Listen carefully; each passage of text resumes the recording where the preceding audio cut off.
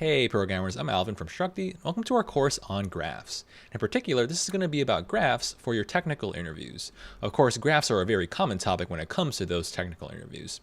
In particular, what I want to emphasize throughout this course is the handful of patterns that come up time and time again on those technical interviews.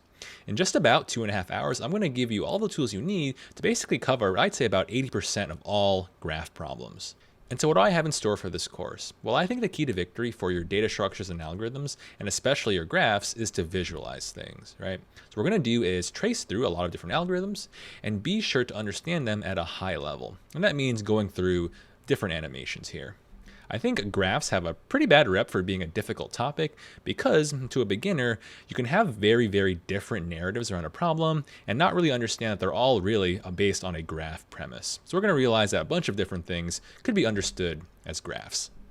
So when it comes to the prerequisites of this course, I'm going to assume that you know nothing about graphs, but you do know how to code, right? So I'm going to have the expectation that you understand some recursion. So as you work through the course and learn about different graph patterns, we're going to use those patterns to solve some very classic interview problems about graphs, right? And I'm going to give you plenty of opportunity to practice these patterns in different problems. That way you'll be ready whenever you have them on a technical interview. What I love about the topic of graphs is just using a handful of different algorithms, you can cover the majority of graph problems, right? For every graph problem that we cover, we're going to split it up into two sections. Section 1 is going to be about the approach for the video. So we're going to go over the strategy and overall theory and be sure to sketch out a nice meaningful picture.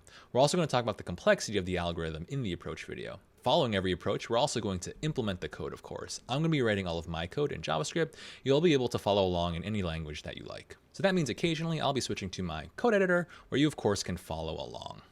We're also going to be sure to provide links in the description as well as links on screen. That way you can formally read the prompt for every problem as well as look at the different test cases. All right, I think that's enough introduction for now. Let's hop right into the course. All right, programmers, so let's jump right into the course. And I want to start by giving you some background about your graphs. We're going to go over the graph basics that you need to start attacking problems in a technical interview. So first off, what is a graph? A graph is really just a collection of nodes and edges. So with respect to nodes, you can visualize them as typically just some circles with some data inside of them. So I'll put some letter values in my nodes over here. And when we refer to edges, that would be just any connections between nodes. So for example, if there was a connection between A and C, it would look something like this, right? What I can formally say is there's an edge between A and C. I can create many edges between any nodes I want within this graph. Another word you might hear out in the wild when it comes to describing nodes is you might hear the word vertex being used, right? They're really the same thing. In this course, I'll stick to the word node. And an edge is just a connection between a pair of nodes. And that's really all a graph is at a high level. Where things get interesting is how we can use this graph framework to actually solve a problem, right? So if you think of these nodes as just things and the edges as relationships, a graph is great at describing the relationship between things. For example, we can say that the nodes here are cities and edges would be roads connecting cities. Or in a similar way, maybe our nodes here are courses and then the edges represent prerequisites.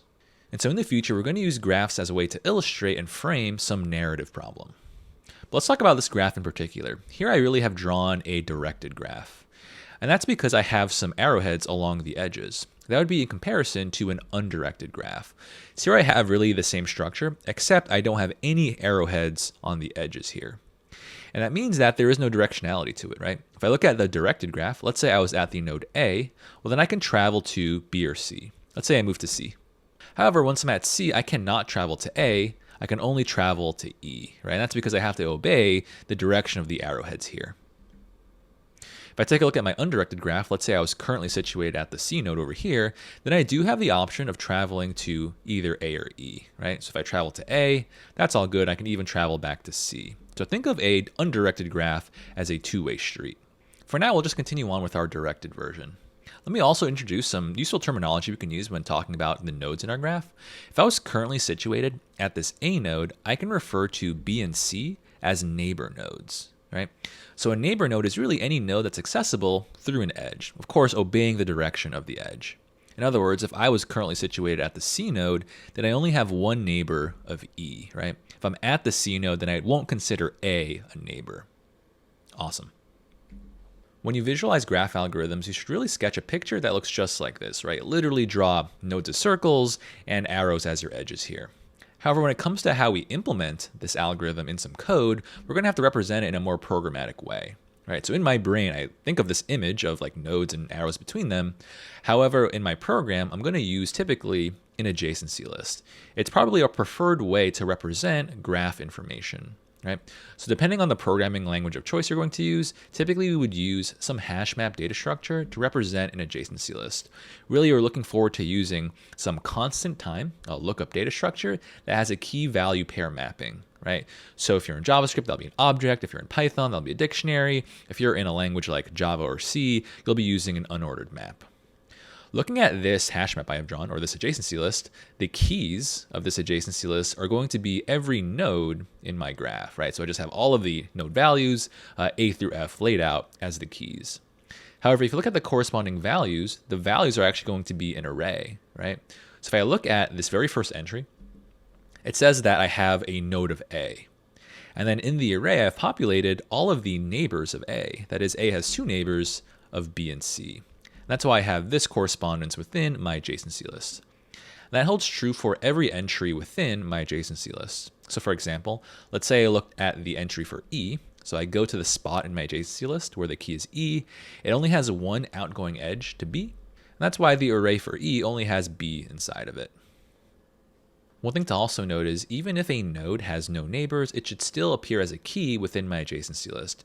For example, if you look at the D node, D has no outgoing edges. That's why its neighbor array is empty. However, it should still at least appear as a key within my adjacency list, right? That way I can still know that the D node exists. So at the start of the course, we'll usually be taking in adjacency list as the information to represent a graph, right? But as we sketch through things on the whiteboard, we should be visualizing them using a nice picture like this. Awesome. So let's actually jump into our first pair of algorithms. To me, the must-know algorithm for a graph is really going to be to do some sort of traversal on it. Why don't we start by talking about a depth-first traversal, something you may have heard of before.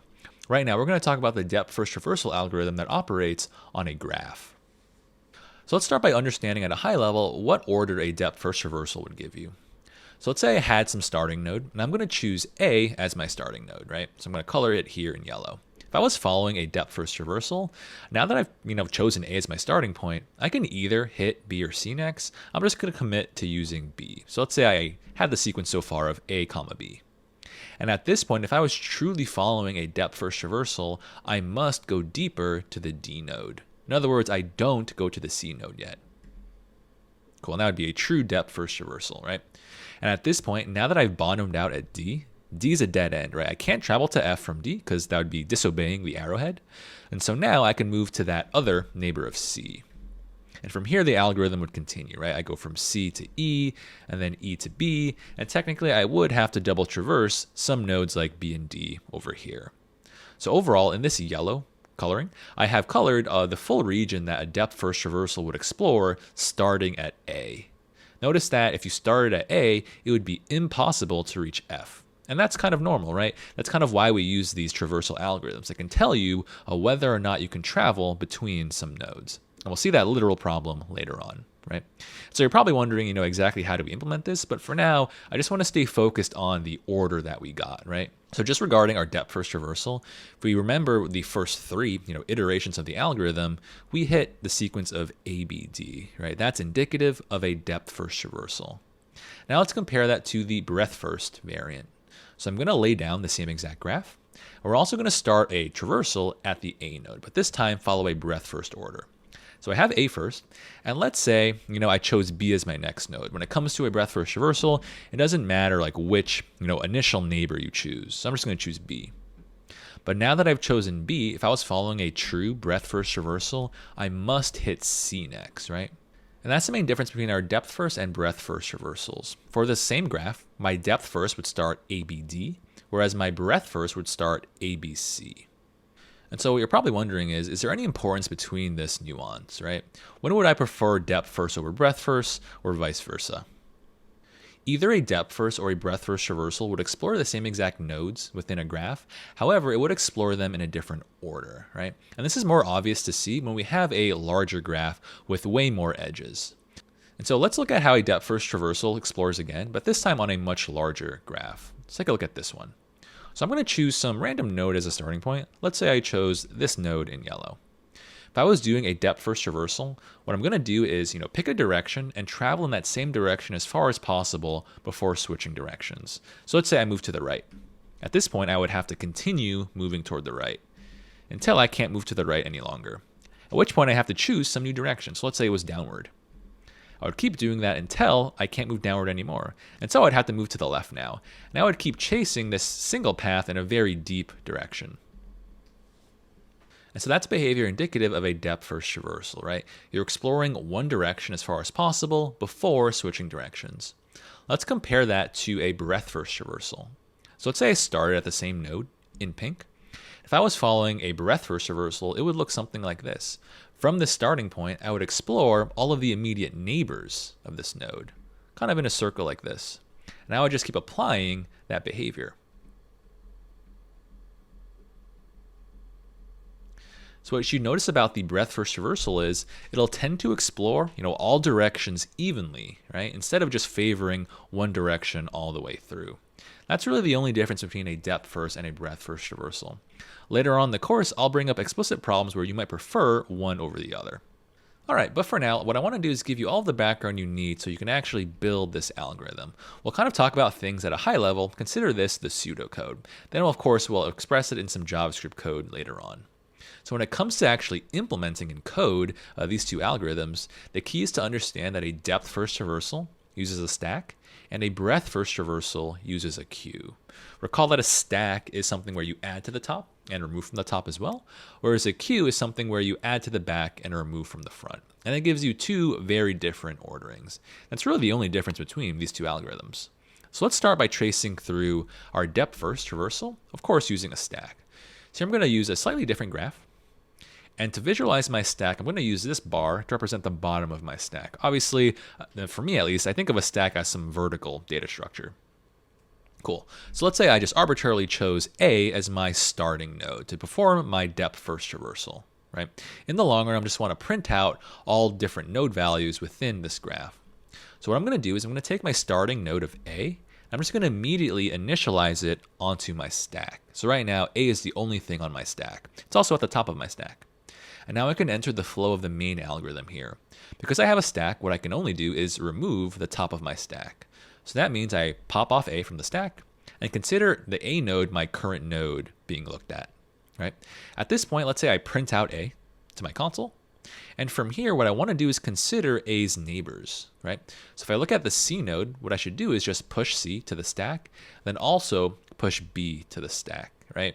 And it doesn't matter like in which order you push these neighbors. If I wanted to hit B first, then I'm going to push them second, right? Awesome. And that would end like my first iteration of this depth first traversal. Cool. So at this point, I can look at my stack, and my stack still has some data on it. So what I should do is, again, pop the top of my stack. So I'm going to pop B off my stack, and now it becomes my current. I'm also going to print it out. At this point, I look at B's neighbors. B has one neighbor of D, and so I push D to the top of the stack. Notice that because I have a stack, D ends up on top of the C, right? And so now when I get to another iteration, when I pop the top of my stack, I look at the D node as my current, right? Then I can print out D. And this feels good because so far my print order would be ABD. Notice that I kind of pursued that single path deeply following ABD. But I have to look at D's neighbors. I can take F and just push F to the top of my stack. Next iteration, my stack is still on empty, so what I should do is pop the top. F is now my current. I can print out F, but F has no neighbors, so F isn't going to push anything else to the top of the stack, right? At this point, I get to this next pass, and I pop the top of my stack, and that means C is now my current. I can print out C's value, and then I can look at C's neighbors, and I just push E to the top of my stack. On this last iteration, I pop the top of my stack, E is now my current, I print out E. Since E has no neighbors, I don't push anything else to the top of my stack. And at this point, I've reached the state where my stack is empty, and that means my algorithm is done, right? That means you explored as far as possible within your graph. Notice that it might not necessarily be the case that you're able to hit every node of the graph. In this particular example, it was possible though. Awesome. So let's redo that trace using our breadth first algorithm, which means we just adjust things slightly and we use a queue order, right? Remember that a queue is a first in, first out data structure, meaning things enter to the back and then they leave from the front. And so let's say I use this arrow to represent the directionality of my queue, right? And I start the algorithm in the same way. For my breadth first traversal, let's say I want it to begin at node A. So I just initialize my queue with A. Cool. So I start by removing the front of my queue. So A becomes my current node. I can print out A as well. And now I consider A's neighbors, right? So I consider B and C. If I wanted to travel to B before C, then I should push B to my queue first, right? So I add B to the back of my queue, right? And I should also add C to the back of my queue, right? And that would actually end my first iteration. So now I look at my queue. It still has some stuff on it, so I remove the front of my queue. That means B becomes my current. And of course I print out B. Now I consider B's neighbors, so I just look at the D node and I push D to the back of the queue. Since D enters through the back, it ends up behind the C, and that's really important behavior. Next iteration, I remove the front of my queue, so my current is now C, right? I can print out C, and then look at C's neighbors of just E. And I add E to the back of the queue, which means that in the order of my queue, E ends up behind D. And on my next iteration, I remove D from the queue, and I print out D and add its neighbor of F to the back of my queue. Next iteration, I remove E from the front of my queue, print it out. Since E has no neighbors, E is not going to add anything else to the back of the queue. And of course, finally, F leaves the front of my queue. I print out F. F has no neighbors, at which point now my queue is totally empty. And since our queue is empty, that would be the end of our algorithm. All right, and that's all there is to our depth first and breadth first algorithms. They're going to be the nice baseline code that we use to solve many different graph problems. I think that's enough theory for now. What I want to do is now switch to my code editor where we can actually implement these in JavaScript. Hey programmers, so here I am in my editor. What I want to do is now show you how to implement those depth first and breadth first algorithms. So we'll start with the depth first. And my goal is really just to build a function that will print out all of my values in the graph according to a depth first traversal, right? So I'm going to define this function depth first print. Make it an arrow function in JavaScript. It's going to take in the graph, which is going to be given as a nice adjacency list. And this is actually the same graph in that last example we traced out. I'm also going to need to specify some starting node. Here I'll call it a source node. So I'm going to begin the traversal starting at that node. Cool. And so we know inherent to a depth first traversal is going to be a stack. So I'll show you how to implement this iteratively, which means you need an explicit stack. For me in JavaScript, that's as simple as just using a JavaScript array, right? I'll make it empty at the start. And I can use this array as a stack if I just commit to using operations that manipulate the same end of the array. In other words, if I just use push and pop, that will always manipulate the end of the array, right? Removing and adding to the end of that array. What I want to actually be sure to do is I want to initialize the stack with my starting node, that is with my source node. Remember that like a node here is really just designated by some character. Cool. And when it comes to designing like the main loop for the algorithm here, you want to keep running the algorithm while the stack is not empty. In other words, while stack.length is bigger than 0, then I have to keep running. And that's very reminiscent to what we expressed on the whiteboard. So when it comes to performing like a single iteration of this depth first, what I want to do is remove the top of my stack. So if I do stack.pop, that will remove the last item of an array, in this case like the top of my stack, and also return it to me. So I'm going to save that to a variable. I'll call it my current. And so this point would actually be a great opportunity to just print out that current. So I'll console.log current, right? So looking at this example over here, since I initialized the stack to contain just the source node of A, on the very first iteration of this while loop, I would of course pop out A. Then I would print it out, right? And from that point, what I want to do is consider A's neighbors of B and C. So if I want to look at like the array associated with A, I can just key into my graph, right? Because my graph is an object right now. So if I say graph square bracket current, right? If current is A, that means graph square bracket current would give me back this array. I want to iterate through every node or every neighbor in that array. So I'm going to nest a loop here. I'm going to say for let neighbor of that array.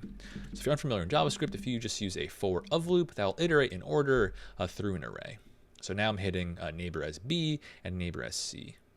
What I want to do with those neighbors is simply push them to the top of my stack. So that will just be stack.push and push this neighbor. Awesome. I'm going to be sure to push every single neighbor that it has. So sometimes I'll have 2 neighbors, other times I'll have 1 neighbor, or even no neighbors. That's really all there is to implementing a nice baseline depth first print. Something that I do want to point out, my favorite way to implement this algorithm is to consider like processing your node when it leaves the stack, not when it enters the stack. In other words, I usually write like my print statement right after something is popped. And the thing that I pop is exactly what I print, right? So let's go ahead and give this a run, see what we get. It looks like in my terminal, I got the order of ACEBDF, which you'll notice is slightly different from what I expected from over here. However, this would be also a valid depth first traversal. What we have to bear in mind is, depending on like the arbitrary order of values within the same neighbors array, you could tend a different direction at first, right? The most important thing I look for when it comes to verifying a depth first is to make sure that I, chase the same direction before switching directions, right? So since I started out with AC, so I go A and then to a C over here, the next move would be going to E, and that's exactly what happened in my code, right? And then once I hit E, E is actually a dead end, so then I can go on to my other lateral neighbor like B, right? And so I can contrive the same order I expected here if I just flipped this, right? So I put C followed by B. I'll give that a run. They're both valid depth first traversals. Let's see what we get now. Cool, now I get the exact order of A, B, D, F, C, E. And really think about why that is, right? So let's say that I just popped out A from my stack. So I printed out A, that's nothing fancy, right? And then from there, I start iterating through the array that's associated with A, right? So in the first iteration, I iterate through C, right? If I push C on the stack, let's say this is the bottom of my stack. If I push C on the stack, it's right here. And then followed by that, I push B on the stack. Now B is on top. Since B is on top, I know like the next top level iteration of this while loop, I would remove B, and that's going to be the next node I visit. And so they're really both depth first traversals. Nice. So 2 things to note, you're definitely going to use a stack to implement depth first traversal. And you can use a stack in a few different ways, right? So here I'm using like an explicit like array as a stack, and I'm implementing this using some iterative code, right? So using a few loops, right? What you can also do is implement depth first recursively, because I know any recursion uses the underlying call stack. So let me show you how to implement that as well. And when it comes to having all these different tools in your arsenal, I would definitely practice both the iterative and recursive flavors. We'll see that later on in this course. So let's say I wanted to solve the same problem, but now recursively. It's actually going to be less code. So I'm going to have the same sort of arguments here. I'm going to have the graph, which is the adjacency list, as well as a source node. Consider like the source node as like your current location. So if I'm at some node, maybe the first thing I should do is just print out myself, right? Print out this node. So all I'll do is console.log this source node. And that feels good just from the get, because when we actually do a top level call to this recursive function, they're passing in A as the source node. So I do want to begin A as the first node in my print.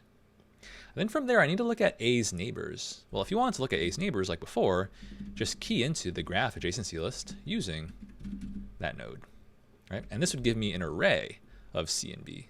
Now I just iterate through that array. So I'll say for let neighbor of that array.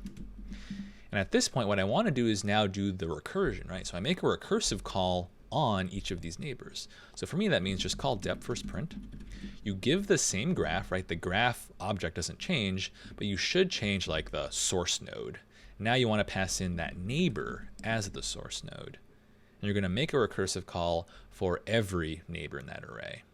And this would actually be all we need. Let's go ahead and just run this version. Give that a run over here. It looks like now we get the order ACEBDF, and that's really, again, another type of depth first print, right? It's not exactly this order, because this time we chased C first, right? We went ACE. If I wanted to get exactly this ordering in my recursion, then I would have to put B first, right? Really same sort of pattern though. Let's give that another run. Good, ABDFCE. One thing I want to bring up about this recursive depth first is it has no explicit base case, meaning there's no obvious like if statement that just like returns like you typically see in most recursion. That's because in this problem I have an implicit base case when a node like E is a dead end, right? Let's say my current source coming in is E. Well, then when I iterate in this for loop, I'm iterating through this empty array. That means I have 0 iterations. If you have 0 iterations, then you never make a recursive call. Right? So that's the same thing as having a base case, right? A base case is really just a scenario where we don't have a recursive call. So that's how this code still works. All right, so now you know how to implement depth first in 2 ways, right? Iterative and recursively, and they both use definitely a stack. Let me now show you how to implement your breadth first, right? So we'll comment out some of this code. Now we'll do a nice breadth first. Give myself some room over here. So for our breadth first, we'll want to solve this one iteratively, and it's really only possible iteratively, right? Because I know a breadth first traversal demands a queue. If you try to like implement a breadth first traversal using some recursion, then under the hood, there's some stack data structure that's going to fight against the queue order that you want, right? So for breadth first traversal, you're always typically going to be writing some iterative code. So some loops, right? So let me define this. I'll say breadth first print. Take in the full graph adjacency list, as well as the source node. And I want to initialize my queue with that source node. Again, the queue here is just going to be an array in JavaScript. So I'll say const queue equals an array that begins with just the source node. Awesome. And I'm going to use this queue by just committing to 2 specific methods on my arrays in JavaScript. So if I use array.shift, that removes the first element of an array. If I do array.push, that adds to the last position of an array. And using those 2 methods in combination would give me a nice queue where I add to one end and remove from the other end. So like before, we're going to have a while loop, and we're going to iterate while our queue is not empty. And so while queue.length is bigger than 0. Nice. And same thing as our iterative depth first, you want to start by just removing the front of your queue. So I'll say queue.shift. That will remove the first element as well as return it to me so I can save it in a variable. I like to call it current, just like the whiteboard, right? And then from there, maybe I'll print it out. So I'll console.log this current node. And from here, just consider your neighbors, right? So if I key into my graph using this current node, that would give me an array of its neighbors. I want to loop through each of those neighbors, so I can say for, we'll say let neighbor of that array. And for that neighbor, I want to add them to the back of my queue. So for me, that would mean simply queue.push. I'm going to go ahead and push that neighbor. Awesome. So I remove from the front and I add to the back. So that looks pretty good. Let's go ahead and give it a run. And actually, before I do that, I'm going to change the order of this. I'm going to put C and B. Again, doesn't really matter the relative order of your neighbors. I just want this exact output. We'll talk about why that is, right? Give that a run. So I get ACB just like I expected, ACB right? So let's say we're on the first iteration of this breadth first print. I know that I would have just removed A because I initialized A on the queue, right? So my current is A, and I print out A. And then from there, I start iterating through this array, right? So in the first iteration, I have C. That means I put C into my queue, right? And then afterwards, I put B. If you put C and then B, that means C is at the front of the queue, which is why on the second iteration, I have C first. Right? So that's how you can manipulate potentially the lateral order of a breadth first print. Awesome, and that's all there is to this traversal algorithm. What I really want to emphasize is, especially if you look at the apples to apples iterative code, you compare your depth first versus your breadth first, it's almost identical code. You're really just changing how you access items in your array, right? You either pop or push, or you shift and push. Other than that, the whole structure of this code is identical. Right. All right, so that's our introduction on depth first and breadth first for our graphs. In the next section, we're going to start to solve a problem, right, which will be really fun, just utilizing this code as our baseline tool. And in that section, I'll also promise to start doing the analysis for big O of these algorithms. So let's jump back to that whiteboard. Hey, programmers, welcome back. Right now, let's go over the approach for this has path problem. So in this problem, we're going to take in an adjacency list representing a graph. For this problem, and really all graph problems, you definitely want to visualize this one with a picture. And so what we'll do is we'll interpret each key of this adjacency list as representing a distinct node. And if I look at any particular list, I can see that this F node should point to G and I. And they do tell us in this problem that I have a directed graph, so I'm going to draw arrowheads on these edges here. So f points to g, as well as f points to I. And I'll create similar edges based on the information in the given graph. So I end up with an image like this. And so they tell us that this is a directed graph. That explains the arrowheads. But they also tell us that this graph is acyclic. So if you're unfamiliar, acyclic just means no cycles. That kind of begs the question, what is a cycle in a graph? So a cycle would be some path through nodes where I can end up where I once started. In other words, if I start at the A node over here, then I can go to B, then from there I can go to C, then back to A, and so on and so forth. So if I did a traversal on the cyclic graph, I would get an infinite loop. And what they're saying is our graph input is guaranteed to be directed, so it has arrowheads, but also acyclic. So we won't have to consider any infinite cycles here.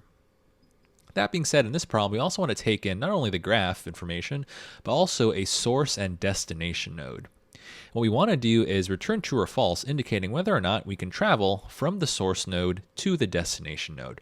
In other words, is there a path that exists between those two nodes? For this problem, we can use either a depth first or a breadth first search to actually solve the problem here. I'll trace through in this approach video just the depth first search, but in the walkthrough, I'll be sure to code it up both ways. So let's say I started at my source node. I know that if I was doing a depth first traversal, I can either choose the I or G. Let's say I happen to choose the G next. Now I have no choice, right? If I'm doing truly a depth first, I should go deeper to the H. So then I hit this H.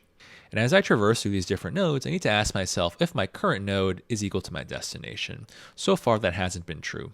At this point, I've bottomed out with my H node. I can't travel any deeper, so now I can move laterally to a node like I.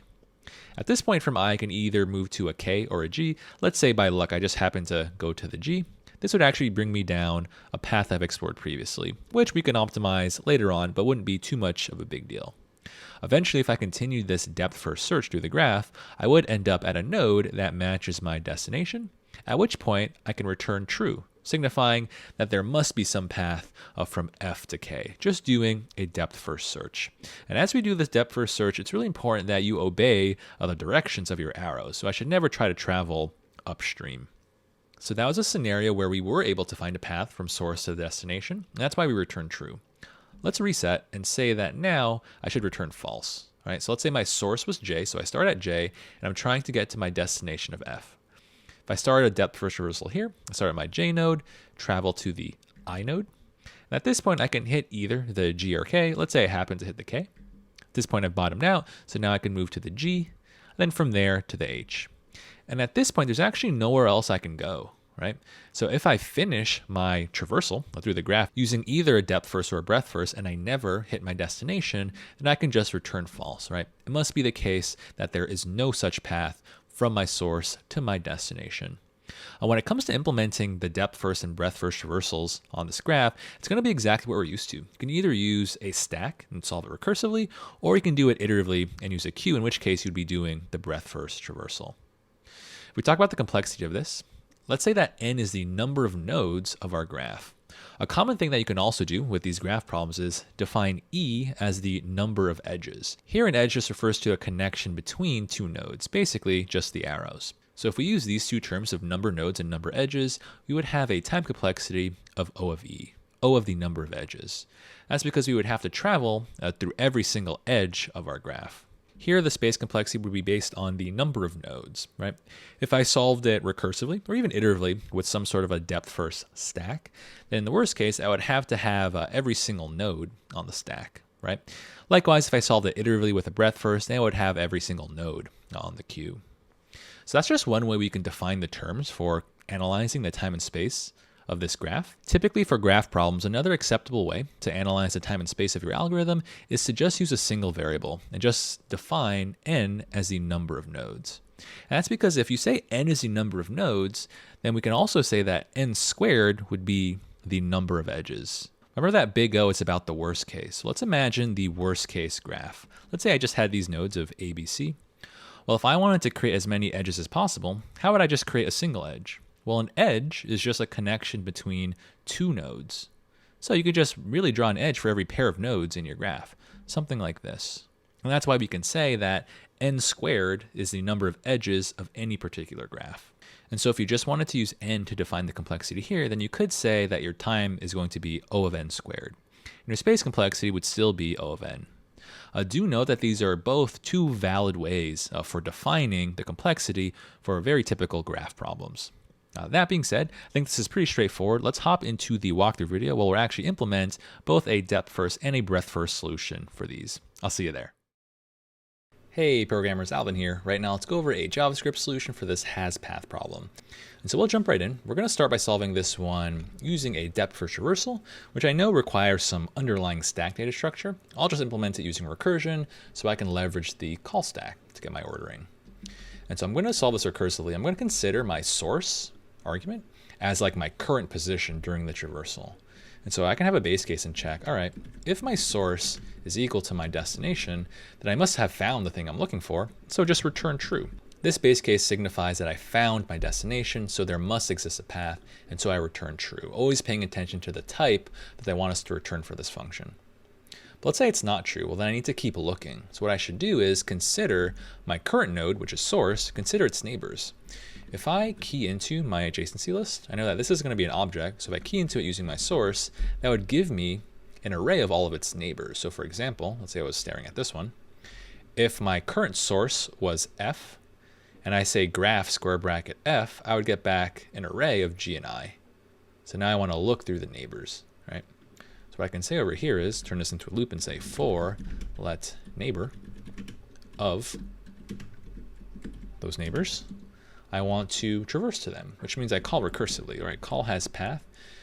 Keep your graph the same, but update your current position. Now I'm going to be situated at the neighbor, and the destination stays the same, right? I always have the same goal to get to. And I'm solving this one recursively, so think about what type this is going to return. I know it's going to give back Boolean, right? It's going to tell me whether or not there is some path between my neighbor and the destination, right? So if there's some connecting point or some connecting path between my neighbor and the destination, then I know that there must be some path from my source to the destination, because your source is definitely next to your neighbor, right? So there would be a path between all of us. And so what I'll do is check if this recursive call returns true. I'll make it explicit here, maybe it's clear. And so if there is some path through my neighbor to the destination, then I can return true, just pass that true upward. Because once I find a path, you can just exit out and return that true all the way back to the top level caller. But let's say that this call returned false. That means that there is no path through my neighbor to the destination. But it could be the case that some other neighbor is actually going to work out. And so what I don't want to do is just say like else return false. You should be able to immediately catch that code like this is suspect, because there's no point of having a for loop then, right? If in either case you're always going to return, then you're never going to have a second iteration of this for loop, right? So if I don't find a path through my neighbor, so if this call returns false, then that's okay. Just continue on to the next iteration and search through your other neighbor. That begs the question, where should we return false? It needs to be after the for loop. So only after I search through all of my neighbors and I never find a winning path should I return false. And that would be our nice depth first traversal. Let's give that a test run. Awesome. There we have it. One thing to bear in mind here, we are leveraging the assumptions in the problem, right? They tell us straight up that the graph you're going to be given is acyclic. So there are no cycles. So that's why in our code, we didn't really worry about getting trapped in an infinite loop. In our upcoming problems, we'll have harder graphs that actually deal with that cyclic case. But for now, this is a good baseline solution. While we're here, let's also do a breadth first solution, which you know by now should be iterative, right? There's no way to do like a breadth first recursively. And so I need to create my own queue. So I can create a queue kind of in a pinch. I always just use an array in JavaScript. I'm going to initialize that queue with my source on it. So I'm going to refer to like source and destination. They're really nodes, but in the context of like our problem, they're really just given as strings, but they represent nodes, right? So think about the information they represent. I'm going to iterate while my queue is non-empty. So while queue.length is bigger than 0. Should be familiar code, very similar to our tree algorithms. And I start a single iteration of breadth first by removing the front of my queue. So I can say queue.shift, just remove the front. I can call that my current node that I'm traversing through. And now that something has left the queue, typically here is where I check. I can check, all right, if that thing I just visited, if that is my destination, then I can just return true, right? I found the thing I'm looking for, so there must be a path that connects my original source and my destination. Nice. But let's say this was not true. Well, then I need to consider its neighbors. So like before, to look at the neighbors, just key into your graph using the source. I could say graph square bracket source. That gives me an array of all of the neighbors, all the neighboring nodes. So what I want to do here is iterate through every neighbor over there. And then I can just add them into my queue. So queue.push that single neighbor. And do be sure to implement your true breadth first. So you need to make things leave from one end of your queue and you add to the other end. So this code's looking good. So you should realize how similar this is to our old like binary tree breadth first, except now we have to account for the fact that we could have like a dynamic amount of neighbors here, not just dot left and dot right. So I'm just iterating through all those neighbors and adding them. I need a way to return false, and you guessed it. The move is after you finish this entire while loop, if your queue becomes empty, then you must have explored as far as you could. And if you never return true, then now you can return false, because it must be the case that there is no path between your original source and your target. So let's give this a test run. We'll have a very similar time and space complexity, but this would be the code for all of my iterative fans. So here I'm getting a little error. Let's see what we did wrong here. So it looks like I timed out here. Let's debug this one together. If I had to guess, that means I did something wrong. I'm getting trapped in an infinite loop. This condition looks okay, right? Q.length greater than 0. And so, here it is. Must be the case that I'm not correctly iterating through the neighbors. Here I just wrote source. Instead, I need to say current, because now I'm doing this iteratively, right? So whatever node has just left my queue, I consider that node's neighbors and add them to be visited next through my queue. So let's give that a test run. Honest mistake there. Cool, and there's our breadth first solution for this has path problem. So what I want you to do is practice both the depth first and the breadth first. Like you expect, we're going to do a lot of graph problems coming up. And depending on what the problem is asking, sometimes we'll prefer one type of algorithm over the other. So it's really important that you practice both of these algorithms now while the problems are relatively easy. So practice this, give it a shot on your own, and I'll catch you in the next problem. See you there. Hey programmers, Alvin here. Right now, let's go over the approach for this undirected path problem.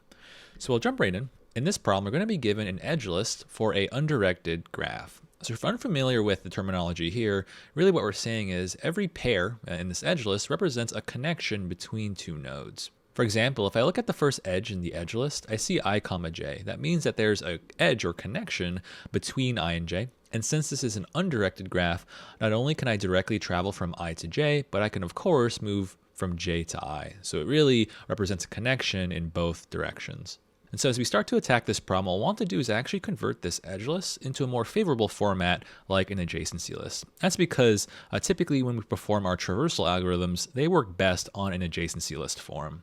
So let's start by doing that conversion here, and that'll actually be pretty easy to code up. So I want to basically generate a graph where I have nodes as keys, and I want them to point to an array of their neighbors. For example, if I wanted to convert the first edge into an adjacency list form, what I can do is create keys for I and j. I know that I is a neighbor of j, and also j is a neighbor of I, so I'm going to populate those neighbors respectively. Now I'll just follow this process for another edge. So if I look at the edge k, I need to create a new key for k. And I'm going to populate that with I, and then for the existing key of I just add k into that collection. So do bear in mind, the most important thing about this conversion is because we know that the graph is going to be undirected, whenever you put a connection within your graph, make sure that you have the inverse connection. So if I have an edge from k to I, then I also need to have information for I to k. And this process would just continue for the entire list of edges. And by the end of this conversion, we'll end up with an adjacency list just like this. And now we're ready to perform our main algorithm. When we go through the code walkthrough for this, I'll show you in depth how you can actually create this adjacency list. And so when we want to actually come up with a traversal algorithm to solve a graph problem, it really helps if you actually visualize the shape of your graph. So I actually want to visualize this in terms of nodes and edges. So that means a bunch of circles and lines between them. So if you drew out a nice picture for this graph information, you would end up with a diagram like so. And so we'll go through the rest of this approach video just referencing this diagram. Something important I want to bring up at this point is, for this graph, a very common case you'll have to handle is, what if your graph has a cycle? And that's especially true for your undirected graphs. And so just for the purposes of this approach video, I'm going to add an additional edge just so we can talk about an explicit cycle. So I'm going to add one new edge from K to J. Cool.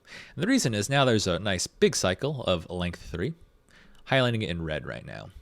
And this cycle is important to watch out for because if we don't do any special handling, we may get trapped in an infinite traversal. So imagine I started at this K node, and next I moved to J, then I would move to I, and then back to K, and then back to J, and then I, and so on. So that would give me a cycle. We'll have to guard against that.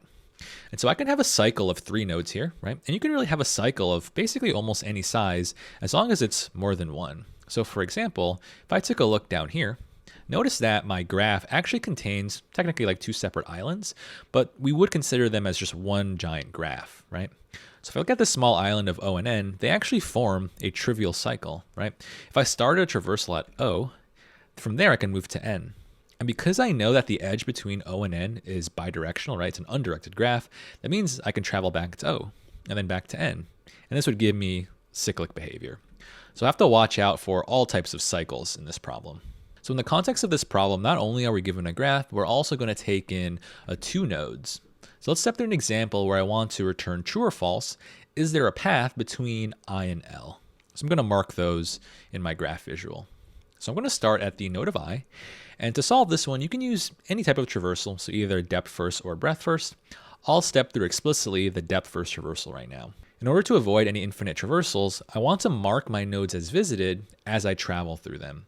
So not only do I situate myself at this source node of I, but I'm going to mark it as visited. And you can implement this like marking a visited pattern in a few different ways. When we code this up later on, we're probably going to use a set to represent what we have visited. But for now, I'll just check them off in my diagram. And so in my diagram, if you see a check mark next to a node, that means that I already have visited it. So since I'm at this node of I want to move to its neighbors. So I'm going to move to the neighbor of J, and I'll also be sure to check it off as visited. At this point, I can move to one of J's neighbors. Let's say I move to K, and I'm also going to mark it as visited. Now that I'm at K, I can move to a few different neighbors. I could either move to I, L, or M. Let's say by chance, I chose I.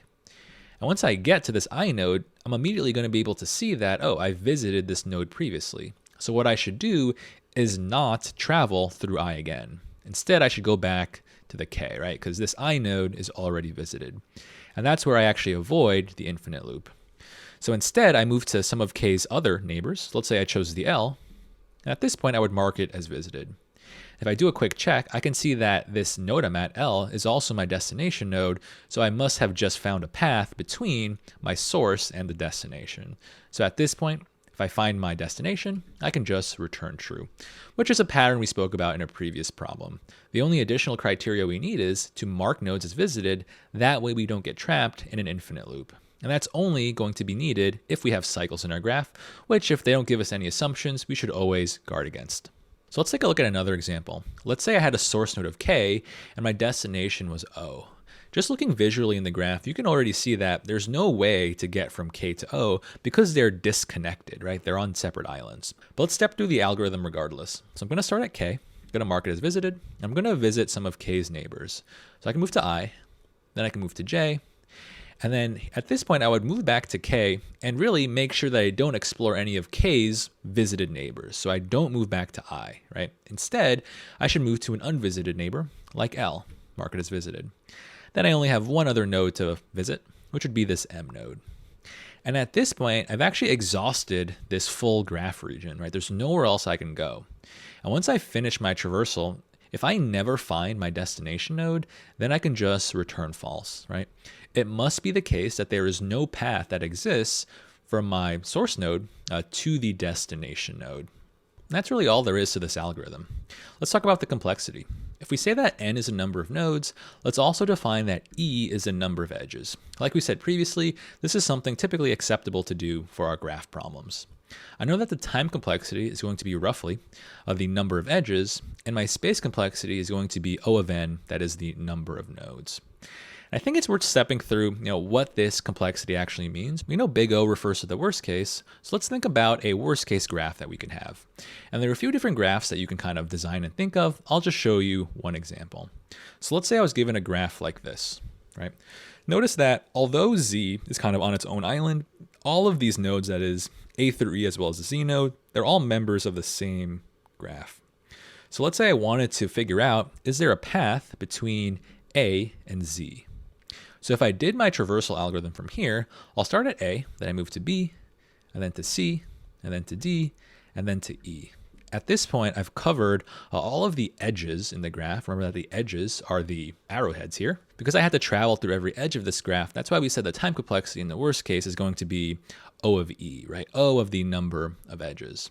And here we can say that the space complexity is O of N, because if you were doing this with either a depth first stack or a breadth first queue, in the worst case, you would have to add everything you visited, or that is all of the nodes, onto your stack or queue. And that's why we say for regular graph traversal algorithms, we have a time complexity of O of E and a space complexity of O of N. All right, I think we have the approach for this algorithm down pat. At this point, you'll want to join me in the walkthrough videos where we can actually see how to implement these visited patterns in some code. I'll see you there.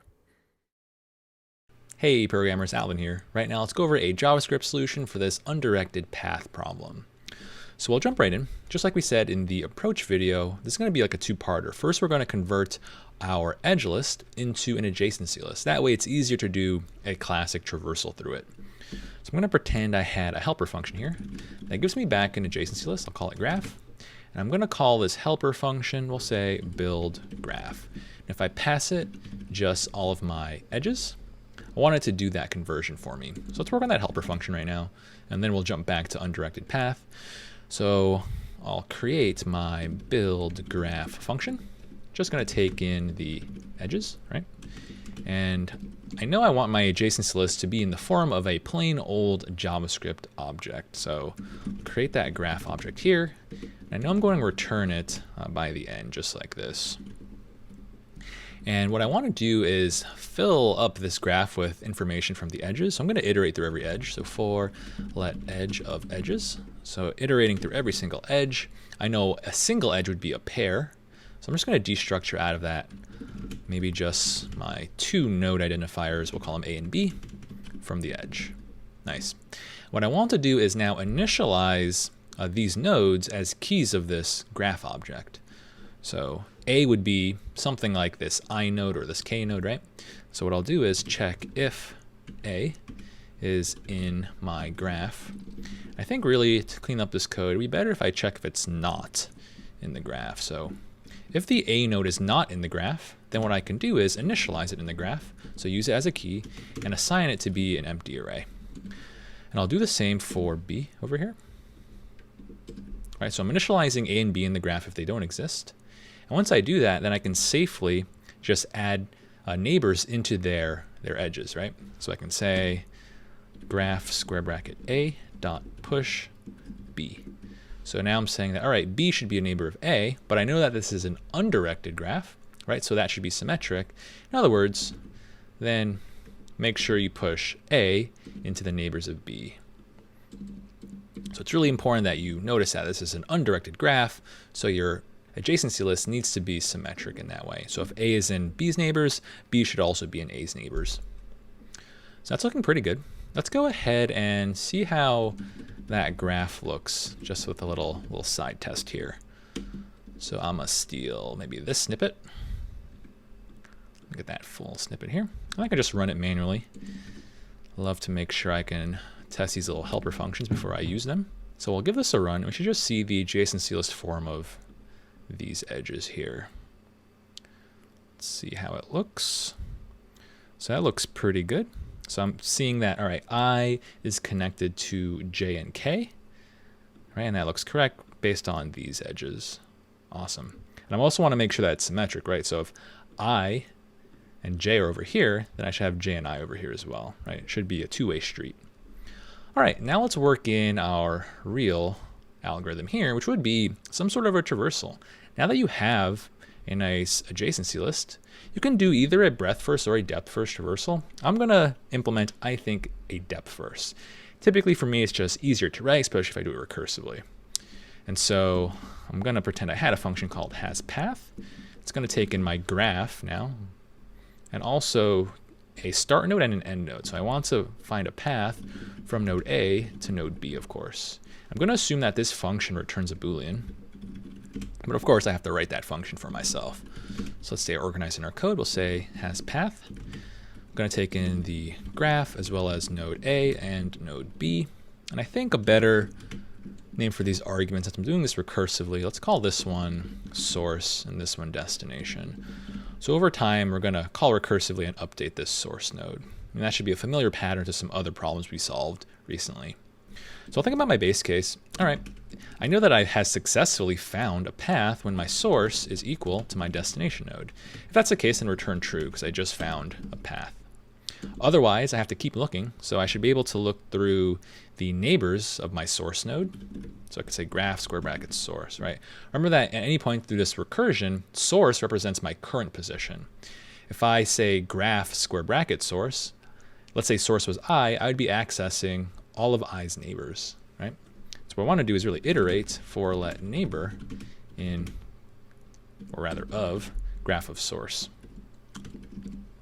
So if source is I, on the first iteration, neighbor would be j, second iteration, neighbor might be k. And for each of my neighbors, I want to travel to them. So call has path. You can keep your graph argument the same. You need to change your source though. Now you are situated at your neighbor and your destination is fixed, right? You're always trying to get to the same exact node. And I'm going to think about what type this returns. I know this is going to tell me Boolean, right? True or false, is there some path from my neighbor to the destination? I'm going to check, all right, if that call returns true, I'll be explicit here, then I've just found a path, so just return that true, right? Pass it all the way back up. And kind of the logic that we form here is, I know that by definition, source and neighbor are definitely connected. So there's definitely a path between them. They're connected by a direct edge. So if my neighbor has a path to the destination, then I know then the source also has a path to the destination. Awesome. And so after this for loop is done running, let's say we never find that any of our neighbors make a winning path. Then that means I finish this for loop without ever returning true, which means then I can return false, right? It must be the case that this source node does not have some path to the destination. So I think we can go ahead and give this code a test run. If you watch the approach video, you'll notice that there's something important missing from this code, but we'll just run it. I can show you how to fish here. So here I'm getting an error, edges is not defined. What I do horribly wrong. Line 34, let's look at line 34 over here. So, gotta take out this call. Don't need that anymore. That's on me. Let's give that a test run. So that was not the error I was expecting. I am expecting some sort of an infinite loop though. Perfect, so I'm getting maximum call stack size exceeded, so I got like an infinite recursion really. And that's gonna occur because we didn't account for the case where we have cycles in our graph, right? We need to avoid that. Because if I have a cycle in my graph, I'm never going to hit any of these base cases. I'm just going to keep traveling around in a circle. And if that's unclear, make sure you watch the approach video, right? And so like we said, the move here is to add some sort of data that shows where you've been previously. Typically, the way we do this for our graph problems is to track some visited set. So when I make my top level call to this has path, I know that that is the actual function that does the traversal. I'm going to pass along a new argument here, and I'll make it a new JavaScript set. So if you're unfamiliar with sets in JavaScript, they're really just a collection of items. And what's really great about a set is in O of 1 time, I can add something into the set, and I can also check for something within the set, which is going to be very, very quick for our traversal. I don't want to use something slow like an array, because to do a lookup or a check within an array, that would actually be O of n time. Whereas for a set, it's O of 1. So I'm going to make a new argument here to receive. I'll call it visited. And what I want to do is, all right, check if my source node is already in the visited set. To do that in JavaScript, I can check visited.has. Okay? So if the source node is inside of the visited set, then I could return false here, right? There's no reason to travel through this node anymore. Because if it's in visited, then I must have traveled it previously. This is how I can avoid any infinite recursion. And I can also move this line downward if I wanted to. And let's say that I make it through this if statement. So that means that, all right, this node source has not been visited, but I'm visiting it right now. So I need to do visited.add source. So this expression checks if source is in visited, And this expression adds source to the visited set. I want to change a few other details here. Make sure that you pass along the same visited set through all of your recursive calls over here, because you want this visited set to be like global for the entire traversal, right? I need to know exactly where I've been in the past. And once we have that in place, that should be everything we need to prevent any cycles from giving us infinite recursion here. So let's give it a test run. Awesome. And there's a solution for our undirected path problem. So important things to take away here. Do consider this problem a two-parter, right? Phase one is really straightforward, just converting an edge list into an adjacency list, which is actually an important skill to practice, because when it comes to some problems you'll face in the wild, they are all going to be basically graph problems, but sometimes they'll give you the graph in like a different format, and you can always convert it into a format that you're comfortable with. Then from there, we have a really core pattern of just doing a traversal through a graph, but also guarding against infinite loops, right? And to do that, we just use some sort of a visited set. Hey programmers, welcome back. Right now I want to go over the approach for this connected components count problem. So in this problem, what we want to do is take an adjacency list representing an undirected graph. As always, with any graph problem, you want to start by visualizing the actual graph. And so if you took a picture of this information, it would end up looking like a graph with this structure. The first thing we should notice about this visual graph is that it has multiple connected components. So for example, I can look at this component in pink, spanning just the 1 and 2 nodes. I can look at another component spanning the 4, 5, 6, 7, 8 nodes, and finally a third component just covering the 3 node. And that's why we say that your result for your function here should be 3, right? Because there are 3 different connected components. So let's come up with an algorithm we can use to count the components. We know that a general counting algorithm is going to use some variable, and we'll initialize that count variable to 0. And the trick here is to use a combination of both some standard graph traversal code, maybe a depth first, as well as some iterative code. So what I'll do along the left-hand side is just list out all of my different nodes. And what I'll do is start by iterating through every node of this list. And what I'm going to do is, when I'm currently at some node of this iterative list, I'm going to start a traversal at that node. So right now, starting at the node of 1, I begin, let's say, a depth first traversal. You can really implement this pattern using either a depth first or a breadth first. So let's say I start at the 1 node over here. What I should do now is continue this traversal as far as possible. That's the key to victory here. So from this 1 node, I can move to a neighbor of 2. And of course, as I travel through these nodes, I want to make sure that I mark things as visited so I can avoid loops. And marking things as visited will also ensure that we don't double count any components here. Once I hit that 2 node, I've actually completed this full component. There's nowhere else I can explore. So at this point, I should increment my count by 1. So whenever I complete a new traversal on some region of the graph, I need to increment my count. At this point, I now fall back to my iterative code on the left-hand side, and I iterate through the next node. So I now look at node number 2. If I take a look at node number 2, I see that I already have it marked as visited. So that means I don't need to start a traversal at that node. So I effectively skip the 2 and keep the count the same. Next iteration, I have a 3. 3 is unvisited right now, so I should begin a new traversal starting at this 3 node, which means I just mark it as visited. And since this 3 is a singleton node, right, it's not connected to anyone, I would actually complete the traversal just on this 3 node. At this point, I've completed a traversal, so I increment my count by 1. So now I have a total count of 2. I fall back to my iterative code, so I move from the 3 node to the 4 node, and I see that this 4 node is unvisited, which again means I must begin a traversal from this 4 node. And I'm going to expand this traversal starting at 4 as far as I can before I go back to my iterative code, right? So I'm going to explore this 6, explore this 5, explore this 7, and finally explore this 8. At this point, I've completed a traversal, so I can increment my count up to 3. And then I have to continue and fall back to my iterative code. So look at the 5 node. I see that the 5 node is already marked as visited, so I don't start a traversal. Then I see that the 6 node, same thing, don't need to start a traversal. 7 node, already visited. 8 node, already visited. And at this point, I would be done with the entire algorithm. And there's my final count of 3. So a few interesting mechanics here, right? You're going to need to definitely implement some code or some function that does a traversal through some component as far as possible. But then you also need some iterative code just to potentially begin a traversal at every single starting point. And what you want to do is be sure to mark nodes as visited as you traverse them, because only when you mark a new node as visited and complete that traversal should you increment your count. You're probably wondering the exact details of how we implement this in some code, but don't worry, you'll realize that it's really just a spin-off of our previous graph algorithms in the walkthrough video. But for now, if we say that n is a number of nodes and e is the number of edges like usual, we know that this is really just traversing through the entire graph, so we can say that the time complexity is just O of e, and the space complexity is O of n, right? Depending on whether you do a breadth first or depth first, you're going to use that space in terms of your stack or cube, and we can also consider using the space within our set, if you use a set to mark your nodes as visited. But overall, it still would lead to a linear time and linear space solution. All right, I think I'm ready to code this one up. I'll see you in the walkthrough video.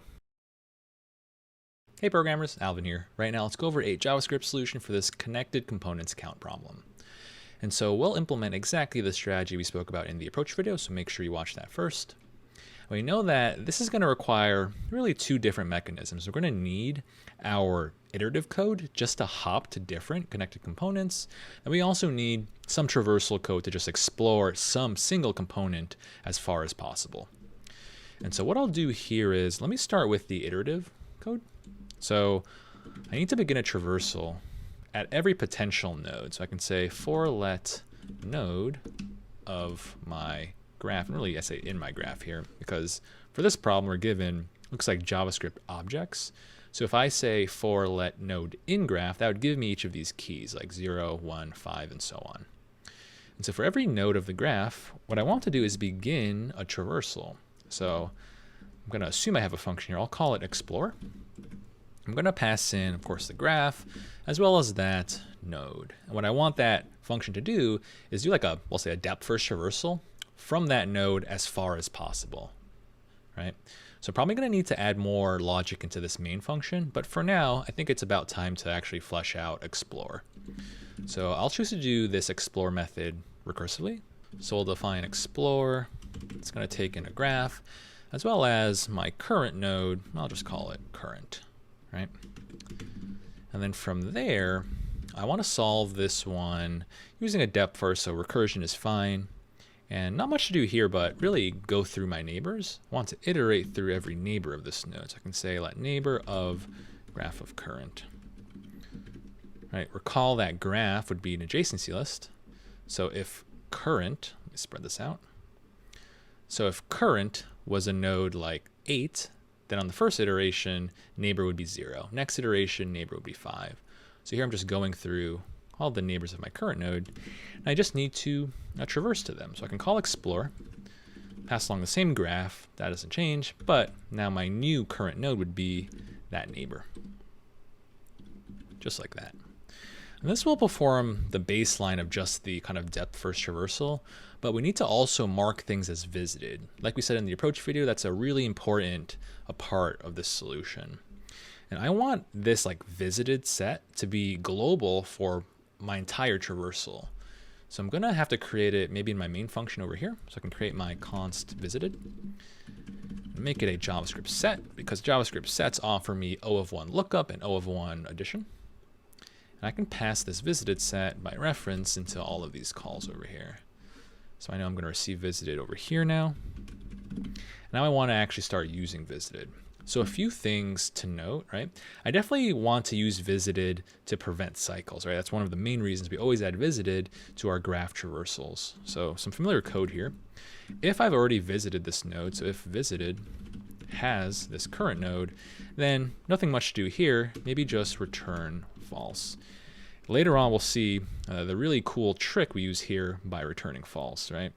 It actually serves two purposes. So return false because this might be a cycle. And then I need to make sure that I pass this visited set along over here as well. Nice. And let's say that we have a current node that is not visited. So this statement is false. Well, then it seems to be that we're visiting this node right now. So now we should add it into the visited set. Nice. And then beyond that, we need to make sure that our explore function is consistent in its type, right? So what I'm going to have my explore function do is it's going to return true whenever it explores like a new node, return true. So if you take a look at this code, for my function to hit this line 17 return true, then it must be the case that it has already finished exploring all of its neighbors, right? Because I know that this for loop does the job of exploring all of the neighbors, right? So only after all of those neighbor calls return will I return true. And that must mean that I've explored this component as far as possible, right? And that seems good to go. And what I can do is, now in my main function, when I call explore, now it's going to give me Boolean data, right? If it's exploring a new island or a new component, it's going to return true. So I can check, all right, if explore returns true, then that's a new component. So I can probably increment some count here I should have created. So I'll say let count equals 0. And I'm going to increment that count when I find a new component, plus equals 1. By the end, I should, of course, return that count.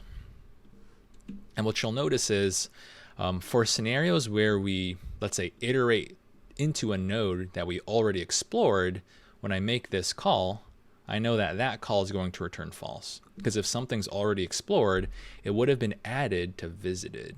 So that's why I'm using some Boolean return values for this recursive function. So that code is looking pretty good. I think at this point we might be ready to test this one. Let's give it a shot here. So some pretty tricky code. It's not very long, and this is a really core pattern here. Looks like I'm getting an error. We have something wrong here. So it looks like the answer should have been 2, but I gave back 7, so I'm counting way too high. So what I'll do to debug this one is really just maybe print out my visited. So this is a very common mistake in JavaScript. I'm going to bring in, I think, this example. We can test it manually. What I want to be sure to do is maybe at every iteration of, let's say this for loop, I console.log what visited is. So we'll see how visited changes every time. And I'll run this manually by just hitting run.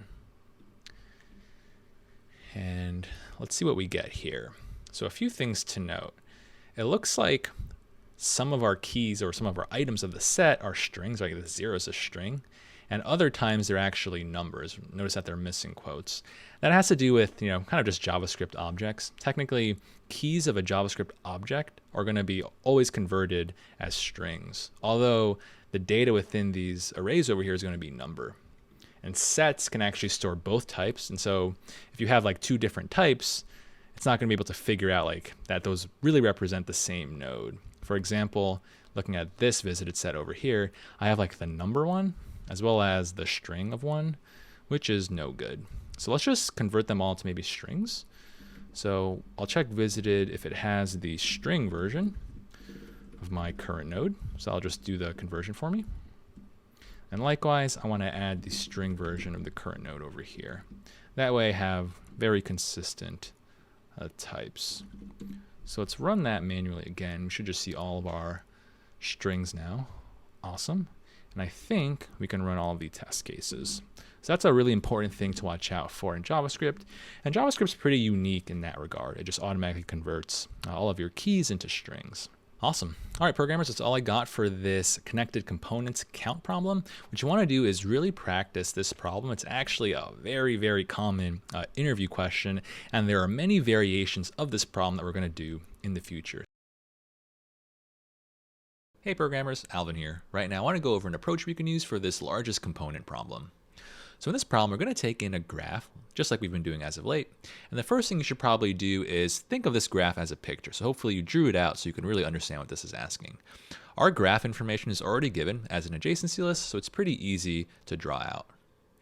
So since I have a graph like this, the first thing I should notice is it could contain multiple components, right? So here I kind of see 2 separate islands, 2 separate components. And I want to consider the sizes of each respective component. So if I look at my first component spanning the nodes 0, 1, 5, and 8, I know that they have a size of 4. There, the 4 represents the number of nodes within that component. So I'm really interested in the number of nodes of a component, not necessarily the number of edges. If I look at the other component that spans the nodes 2, 3, and 4, that definitely has a node group of 3. And this problem really cares about the largest component, so I should just return 4 because it's the largest component size. So when it comes to what this question is asking, you do have some familiar patterns if you've been following these problems in order. And of course, I always recommend that you do these problems in order. So how can we go about solving this one? Well, I know I'm going to need some sort of iterative code. That way I can travel and hop to different components or different islands. Then I can probably do some depth-first traversal variation that also finds the size of a connected component. So let's step through how this algorithm might run. On the side, I'm going to list out my nodes to represent how I'm going to do the iterations to begin a traversal at every node as my starting point. So I'm going to start at node 0. And since node 0 is unvisited right now, I'm going to begin a brand new traversal starting at node 0. And I'm going to mark my nodes as visited as I go because, like usual, for our undirected graphs, you want to watch out and prevent any cycles that you might get trapped in. And I know that this depth-first traversal is going to explore this full region as far as possible. And by the power of recursion, it'll be pretty easy to implement some pattern that can count every node as we traverse through it. So I'm going to treat each of these nodes as just being a single node, of course. And eventually, those ones are going to return to my top level call, in which case I can add them all up, getting me a grand total of 4. If this feels very hand-wavy and you're wondering, like, how the heck are we going to code up that pattern? Don't worry. It's actually a pattern we've seen before, and so I'll cover that in detail in the code. Just know for now it's actually not a big deal to get the count of nodes, right?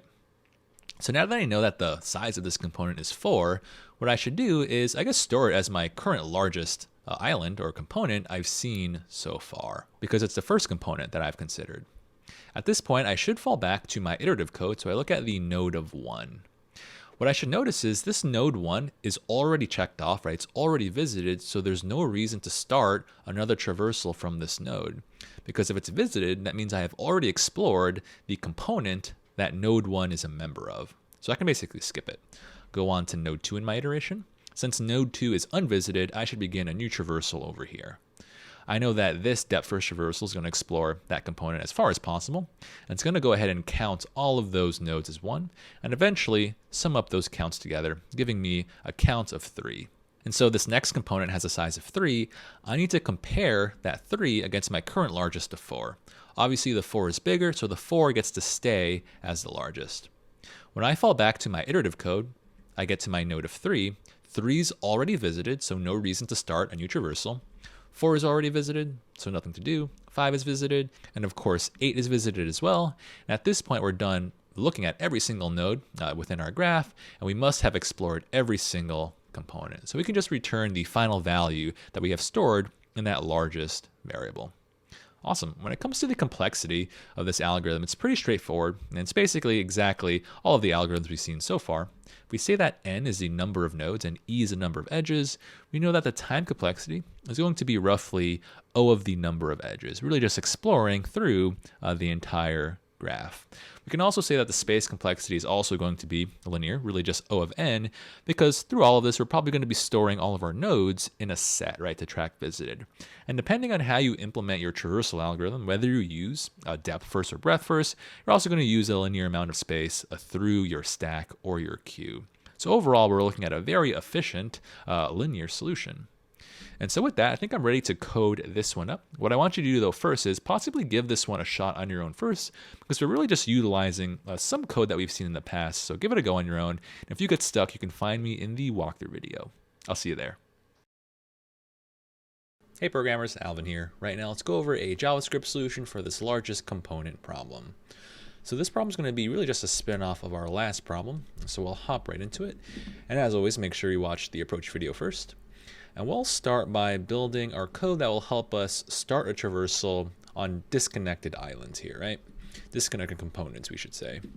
And so I'll start by iterating through every node of the graph. That means I just iterate through the keys of my input object here. Because remember, we're given this graph as already an adjacency list. So I can say for let node in the graph. So that'll give me the nodes like 0, 1, 5, and so on. And what I'll do is I'm going to start a traversal here, right? So I'm going to pretend I had a function. I'll call it explore size. And if I give it the graph information as well as the node that I want to traverse through, hopefully it actually does a traversal through that entire connected component, right? And what I'm going to assume is, let me assume that this function actually returns the size of that entire component. So that would be a number, right? Representing the number of nodes in that component. And so if I had that, I should receive it here, call it size. And I know I need some like max value logic for this entire for loop. So I'm going to create let longest, initialize it to 0. And then from there I can check, all right, if the size of the component I just found, if it's bigger than the longest, then I can replace the longest. Simply longest equals size. Then after the for loop, I would just return the longest. Of course, I need to write this explore size function. So I'll implement this as a type of depth first. So I'm going to make it recursive.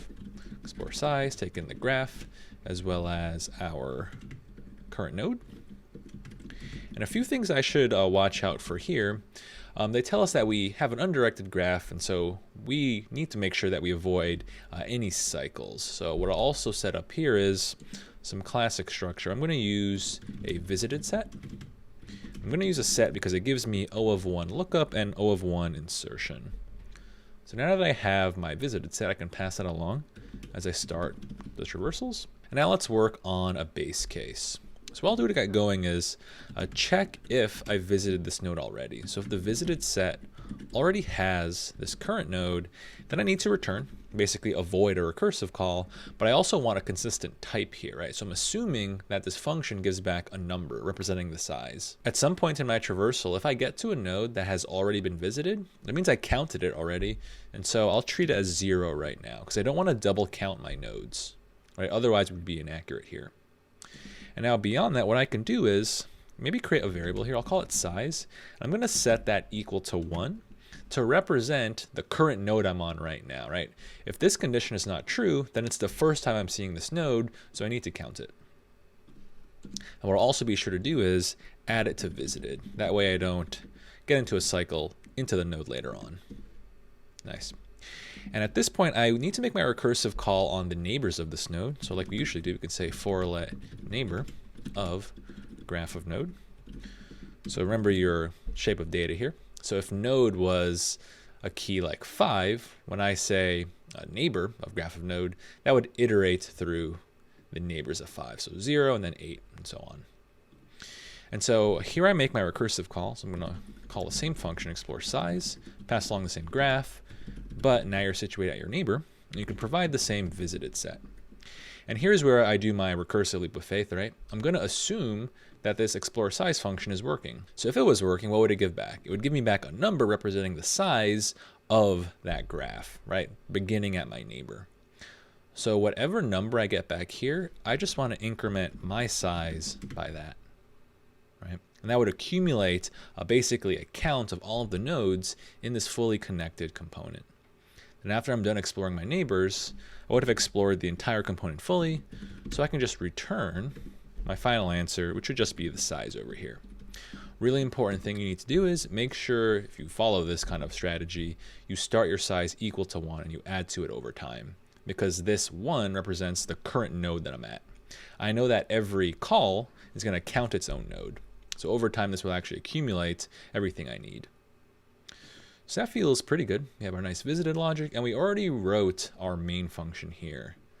Notice how we're splitting up this code in a nice little helper function here. I think it's the best way to express this, and it's very similar to some previous problems that we've done. All right, I think at this point, let's go ahead and give this a shot, see what we get. Should be able to put it through a few different test cases. Nice, and there we have the largest component problem. So a few things I want to draw your eye to. Remember that for your graph problems where you have disconnected components, you're going to need not only your traversal code, but some just iterative mechanism, usually just a loop, to make sure you can hop to different components, right? Because if you only had your regular like traversal function, by definition, there is no edge between separate components, so you would never be able to explore the full graph otherwise. All right, programmers, practice this, and I'll catch you in the next one. Hey programmers, Alvin here. Right now let's go over an approach we can use for this shortest path problem. So here we have another graph problem, and your graph is going to be given as an edgeless. So the first thing you should probably do is, of course, visualize this graph, and in the context of your code, it probably would be best if you converted it into an adjacency list. Since we've seen that pattern a few times in some recent problems, I'll leave that part to you. But we're going to end up with a graph that looks like this, and in this problem, we're also going to be given two nodes. Here, let's say W and Z. What I want to do is return the smallest path between these two nodes. And here I have two obvious paths, right? One way I can get from W to Z would be to go through X and Y. And there I can see that that path length would be 3. Do note here that we're going to consider the path length as the number of edges within the path. So not the number of nodes, right? So that means, how do I calculate 3 here? Well, it's really just 3 lines, right? 3 edges. That's one way to get from W to Z. Another obvious way to get from W to Z would be to go through V, in which case I would only need to use 2 edges. So that path length is of course 2. In this problem, what I want to do is return the smallest possible path length. So I should return the final answer of 2 here. So we know that this problem is going to require us to do a graph pathfinding algorithm. And the question is, which one should we take? We either can choose, of course, a depth first traversal or a breadth first traversal. I'll cut to the chase here, and both of them would actually give you a strategy that works, meaning you can solve this with either a depth first or a breadth first strategy, but maybe one of these algorithms would be better than the other. So let's consider the possibilities. So let's say I had some large graph. We'll think abstractly right now. So kind of just looking at an abstract example. And let's say I was stepping through some depth first traversal. Let me say I have my starting node in yellow, and I'll have my target node in blue. So what I want to do is, again, figure out what's the minimum path distance between these two nodes. Obviously, you know, just in the long run, you should get an answer like 2 here, right? Because 2 is definitely the shortest path between these two nodes. If we did a depth first traversal, I know that depth first would force me to look in one direction as far as possible until I have to switch directions, right? So from my starting node in yellow, let's say we move to the right. That'd be 1 edge, and move to the right again, 2 edges, move to the right again, 3 edges. And at this point, I can't move right anymore, so let's say we move downward. So I have 4, 5, 6, have to switch directions again, 7, 8. And at this point, we kind of already see that this is going to end up possibly getting to the blue target node, but it wouldn't be the shortest path. Something unfortunate here is, although my start and end nodes are really close together, a depth first traversal could be unlucky in that it may search in a totally wrong direction and snake all the way through the graph until it eventually finds my target node, at which point I definitely don't have the shortest path. So I think a breadth first traversal is going to be more useful here. So let's say I started at my green node, still my same starting point, and if I did a breadth first traversal, I know that breadth first means I'm going to explore all of the directions very evenly. So it would look like this. So I would explore all nodes 1 edge away from my starting point. And then from there, I would begin to explore all nodes 2 edges away from my starting point. And at some point, I'm going to hit my target node. And if it's the first time I'm seeing my target node, then by definition, I must have just found the shortest path, right? The shortest path would just be 2.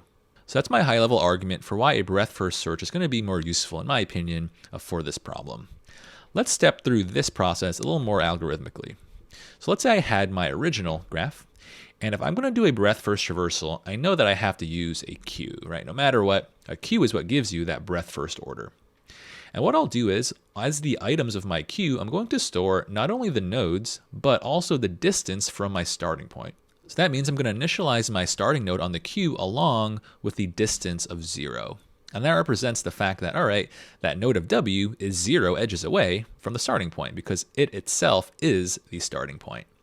So at any point in time, the items of my queue are always going to be pairs, right, of node, comma, distance. So now we can begin our general algorithm. I'm going to keep iterating while my queue is not empty. A single iteration of breadth first would remove the front item of my queue, and I'll label it as my current node. At this point, I should check, all right, is my current node of W the thing I'm looking for? It's not, so I need to explore W's neighbors. So I can look at the X node, and I know I need to add it into my queue. But when I add it into my queue, I want to make sure I tag it with a distance. So if my current node has distance 0, I know that a neighbor of this node would have distance 1. So I just increment the current distance by 1. So onto my queue, I put an item that says X, 1. And I have a similar scenario for this V node. It's also a neighbor of W, and so I put V comma 1 on my queue as well.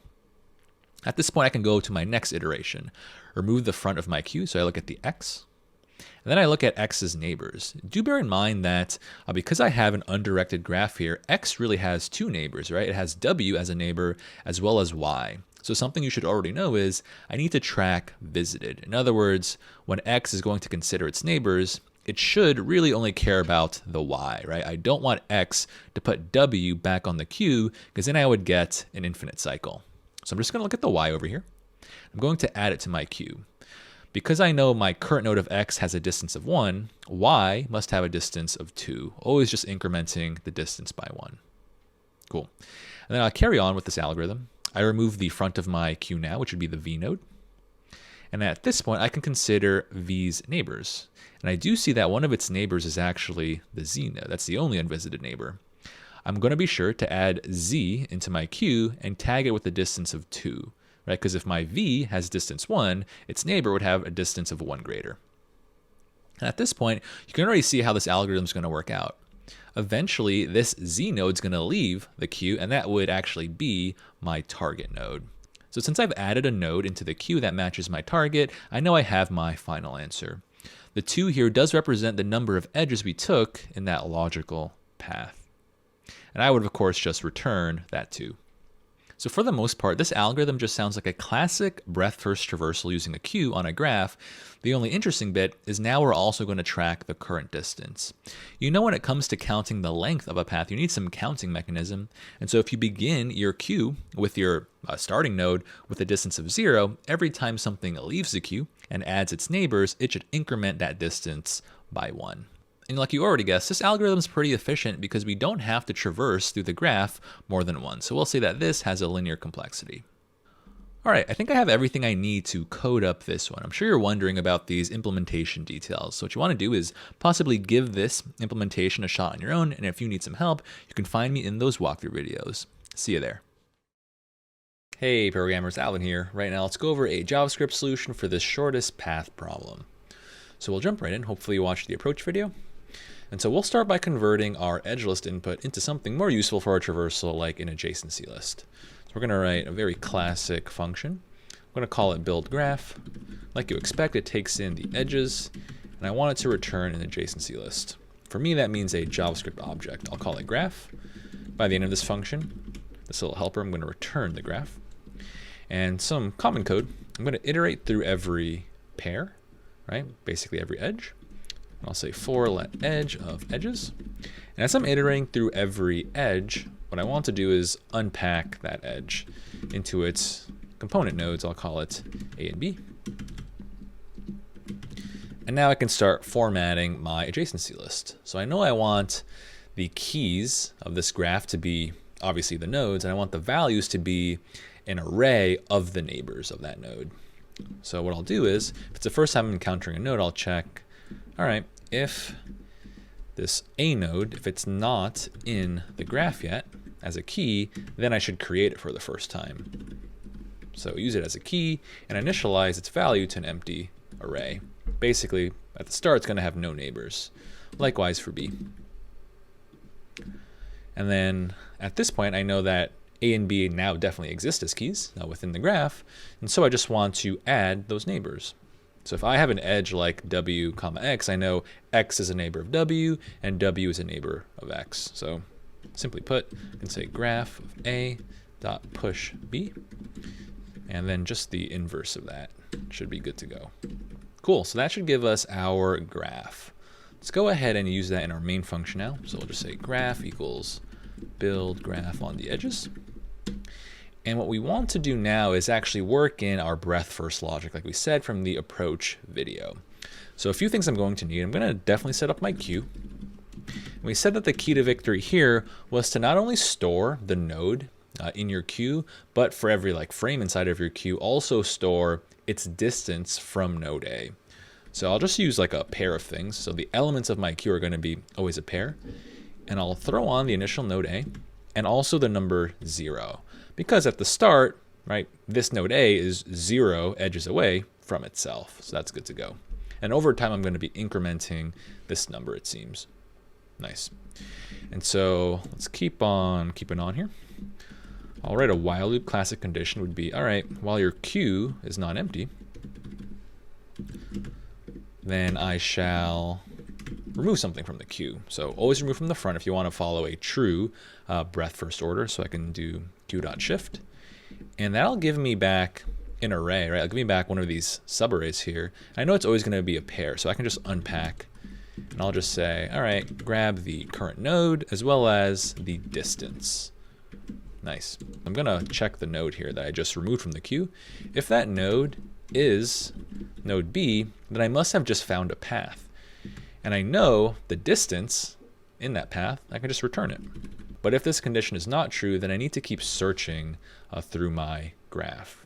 So that means I need to add this node's neighbors to the back of the queue. So I'm going to iterate. Remember that we have an adjacency list the entire time.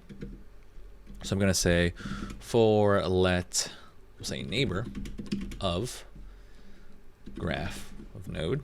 So get all the neighbors of this node.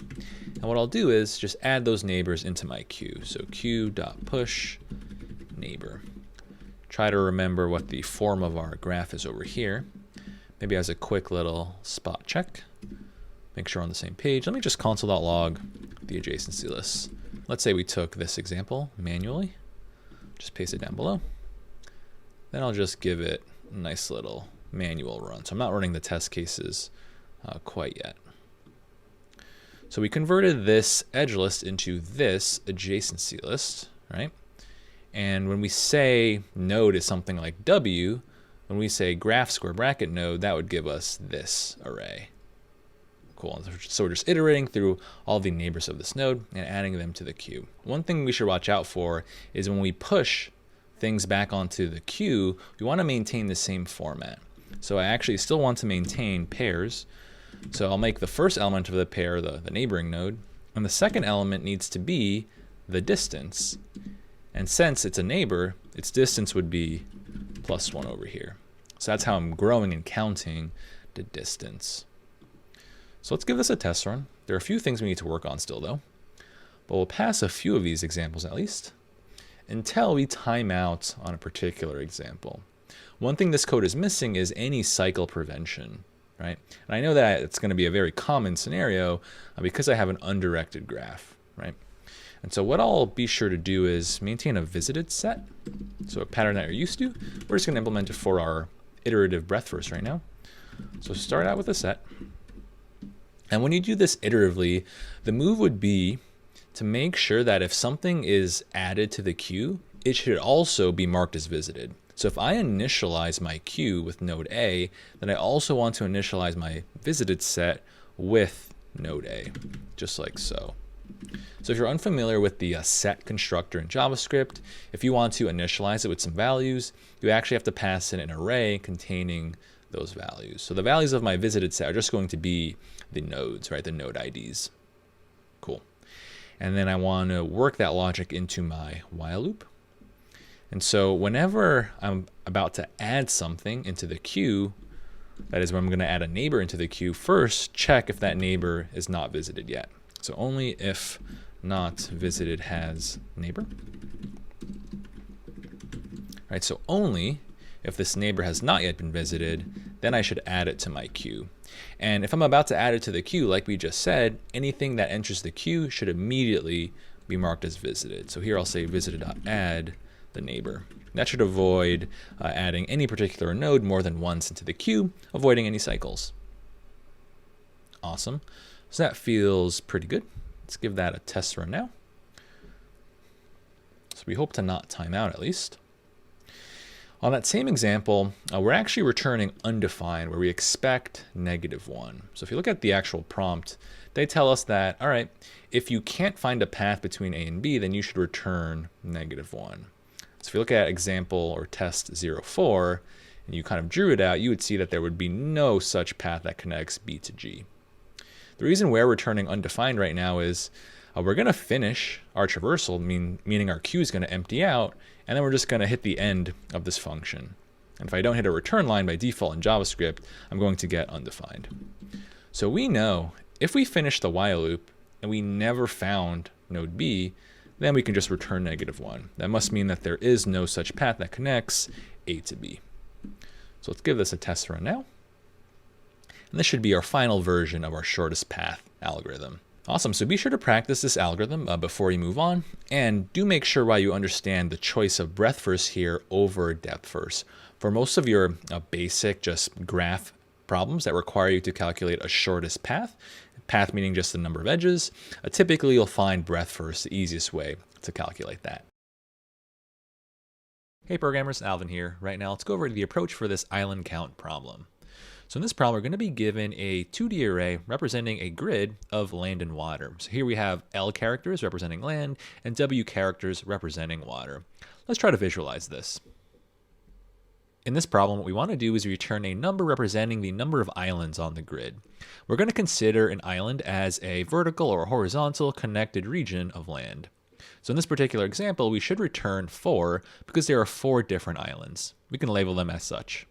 This is going to be a new type of problem for us, and we should really think about it as if we have a graph. I'm going to refer to these style problems as a grid graph.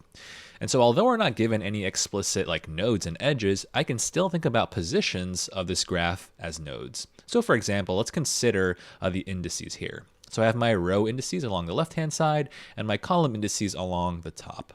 And I can designate any position of this grid using a pair of row and column. So for example, if I looked at position 3, 4, that would be this position over here. And what I should do is mentally think about a position as if it's a node. And if I'm at some node, I do have some potential neighbors. Given any position of this grid, I have at most 4 neighbors in the up, down, left, and right directions. Given any position of the grid, it's really easy to determine what our potential neighbors are. It's really just a matter of adding or subtracting 1 from either the row or the column. Let's generalize this formula. So let's say I was at some position, we'll call it RC. If I wanted to go upward, that would mean you decrement the row by 1, keep the column the same. If you went down, that would mean increasing the row by 1. If you went to the right, that would be increasing the column by 1. And if you want to go left, then you should just decrease the column by 1. Do bear in mind that the top left position of our grid is going to be 0, 0, and that's why we have this type of arithmetic rule. So now that we're starting to frame this grid problem as if it's a graph, we can use some common patterns. I know that this problem is really asking me to count the number of connected components or the number of islands on this grid. So I'm going to need some iterative code, probably some nested loops, to just iterate through every potential island and start some traversal at that island. So when it comes to our iterative code, we just want nested loops to iterate through every row column. That means the iterations should look something like this, just moving left to right until we finish a row, in which case we can go to the next row. But let's actually iron out the main logic that we need in our algorithm. So let's say we start our nested loops from the very beginning. What I do is check my current position. What I want to do is check if my current position is land. Right now it's water, so I can just continue. On the next iteration, I do have some land position, and since I'm on a piece of land right now, what I want to do is explore this land region as far as possible, probably using some depth first traversal. And do bear in mind, like most of our undirected graph problems, we're going to need to be sure to mark things as visited so we don't get trapped in any infinite cycles. So for example, if I start a traversal at this position, I can go downward, but I can also go upward from here. And I can bounce back between the two, going up and down, giving me an infinite cycle. So we know how to fix this using all of our graph mechanics, right? Just use a visited set. So if I do a depth first traversal starting at this position, I know I'm going to mark off all of these land pieces as visited. And what I also want to do is make sure that I increment a count representing the fact that I've just explored some new island fully. So right now my count's 0. Since I just finished exploring something, now my count is 1. And at this point, I can fall back to my iterative code to scan for another island. So I move to the right, it's water, so continue, water, continue. Now I have another island, and again, I just do some depth first traversal through it. And of course, I increment my count. This pattern will follow, right? Eventually, when I hit the new row, I could be at a land position, but I should also make sure that this land position is unexplored, right? So since I'm at position 1, 0, and this land has already been explored, I don't need to begin a depth first traversal. And I also don't need to begin a traversal here. And this continues, avoiding starting a traversal wherever I have a visited piece of land. We know eventually we're going to hit a new island, like this one, where I have a piece of land that is unvisited. So at that point, that's my criteria for starting a new depth first traversal. I explore this region, increment my count, and continue business as usual until I hit this final island that is unvisited. And so I visit it and increment my count. And by the end of my iterations, I should have my final count of 4. So that logic is actually pretty straightforward, just a variation of our classic connected component counting logic, except now we're adjusting the criteria we use for looking at neighbors, right? Our neighbors are actually going to just be either above, downward, to the left, or to the right of our current position. When we talk about the complexity of this algorithm, we should consider the size of the input and the fact that it has 2 dimensions, right? So if I say that R is a number of rows and C is a number of columns, well then the iterative code is pretty straightforward. I know that's going to give me R times C iterations. And if I also consider any potential depth first traversal I do starting at some land, in the worst case, I could have one giant island, which is also going to be R times C. So the overall complexity is just going to be R times C. The space complexity for a very similar reason is R times C, because imagine that we mark all of these positions as visited, that probably means we'd have to add them to some set. Right? So I have R times C different positions, and by the end I could add each and every one of them into my set. This space complexity of R times C also includes any traversal related data structures like stacks or queues, depending on how you implement this one. So overall, this is going to be a very efficient solution to solve this one. What you should do is probably give it a shot on your own first, and if you get stuck, you can find me in the walkthrough videos. I'll see you there. Hey programmers, Alvin here. Right now let's go over a JavaScript walkthrough for this island count problem. So as always, make sure you watch the approach video first, and we'll jump right in. So we know that this is really just a spin-off of our kind of graph connected components problems, except now we have a grid graph, right? And I can still think about like this grid as if it's a graph, because if I think about any particular position of this grid, I know I have some neighboring positions that I can travel through, mainly my 4 neighbors up, down, left, and right from me.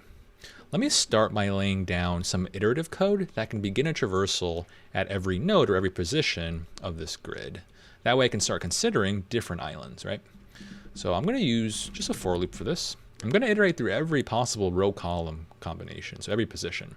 So I'll say let r equals 0, iterate up to the length of the grid, so grid.length. Do r plus equals 1, and do something very similar for my columns nested inside, right? Watch out for some details here though. Looking at the examples, we can't actually assume that we always get a square shaped grid. Square meaning like as if the number of rows was the same as the number of columns, because sometimes I'll have like an asymmetric grid occasionally, right? If I look at this very first one, it looks like the width is going to be 5 here, but the height is 6. So separately for the columns, I want to reference the column length over here. So I can say grid 0 length. Nice. And so at this point, I have some row column position. I want to begin a traversal, let's say a depth first traversal at that position. So here's where I invoke some like helper function that we'll make in a little bit. I'll call it explore. And what's going to do is, of course, take in the grid information, as well as the row column I want to traverse through. Nice. And at this point, I think we'll actually hop to building this helper function. Then we probably need to fill out some more logic within our main driver function here. So let's bake this explore helper function. So taking the grid and your row column. And something I should also consider is, because I know that this is really a type of graph problem, right? I want to prevent infinite cycles, right? So consider this. Let's say I was somewhere in the middle of my traversal, and let's say I was at this piece of land. I know that this piece of land is going to travel through its right neighbor, and it could be the case that this piece of land now travels to its left neighbor. So I go left, and then right, and then left, and then right. And that would give me an infinite loop, right? So whenever you have this notion of like undirected graph or undirected connections, then always guard with a visited set. We've seen this pattern before. So maybe up top, globally for the entire traversal, I'll create a visited set. So in JavaScript, just a new set. And you're probably wondering, what am I going to make the members of this set? Well, I need to designate positions, right? Think about it as if positions are like the nodes in this grid, in this graph, right? And so what I'll do is pass along this visited set, so I can accept it as an arg over here. And when it comes to using your visited set, what you want to do is make sure you combine your row and column, because together they designate your actual position. And I think this is actually worth going through specifically, more of like a language thing in JavaScript compared to other programming languages. So quick aside over here. Let me give myself some more room. It might be a while. Because if you're unfamiliar with sets and you don't kind of know their nuances, it might actually hit you in the butt later on. So let's say I had a set. So I'll create, I don't know, set S, get a new set. And let's say I added, I don't know, like an array containing a row column position. So I'm going to say is, all right, maybe I had position, I don't know, 1, 3, and I added that into my set. So I do s.add that position. This is actually a common gotcha in JavaScript. If you put any like reference type, so like an array or like an object, into your set, it's actually going to check for reference equality when you check for existence later on. In other words, now I can't really do console.log s.has13 because this array literal is technically a different array in memory. So I wish I could get like true back in this scenario, but I'm not going to get a true. So we'll just run that manually, see what we get. So like we say, we're going to get a false here, which is not so good. So instead, your fix would be to actually convert this into some string data. So instead, maybe write it as if you had 1, 3, because strings are primitive types, and it would actually be able to store that string. So whenever I say the string literal, this would actually give me a match now. So I should get a nice true here. Awesome. So we'll want to use that pattern to our advantage. And so maybe I'll start by creating some position variable that's going to be like the stringified version of our position. So just take my row, maybe add a comma, and then also put the column here. Nice. And the reason I want to comma separate is I need to have different bounds for my row and column. In other words, imagine I had a row of, let's say, 12, and I had a column of 4. If I turn that into a key or a position, that would give me position as, it looks like, 12, 4. In another scenario, let's say I had row 1 and then column 24. That would give me a position of this, right? 1, 24. Right? It's really important that you put a comma to separate your row and column positions, because imagine I didn't put the comma. Then it would have a collision here, right? I have two totally distinct positions, right? 12.4 and 124. And if I don't put a comma, they look like they have the same position key. So that's why I need to comma separate them. Common gotcha there. But now that I have this position, I can use it to my advantage in this visited set. So if I've already visited this position, so if my visited has this position, then I should exit, right? I need to return something. And I want this explore function to do something similar like we've done in our old component problems. I want it to return a Boolean indicating whether or not this is a new island that I'm exploring. So if it's visited already, that's definitely not new, right? So just return false, meaning it's not a new island. If I make it past this if statement, in other words, if position is not in visited, then I need to mark it as visited right now. So I can do visited.add this position. So now I have my core like cycle prevention logic.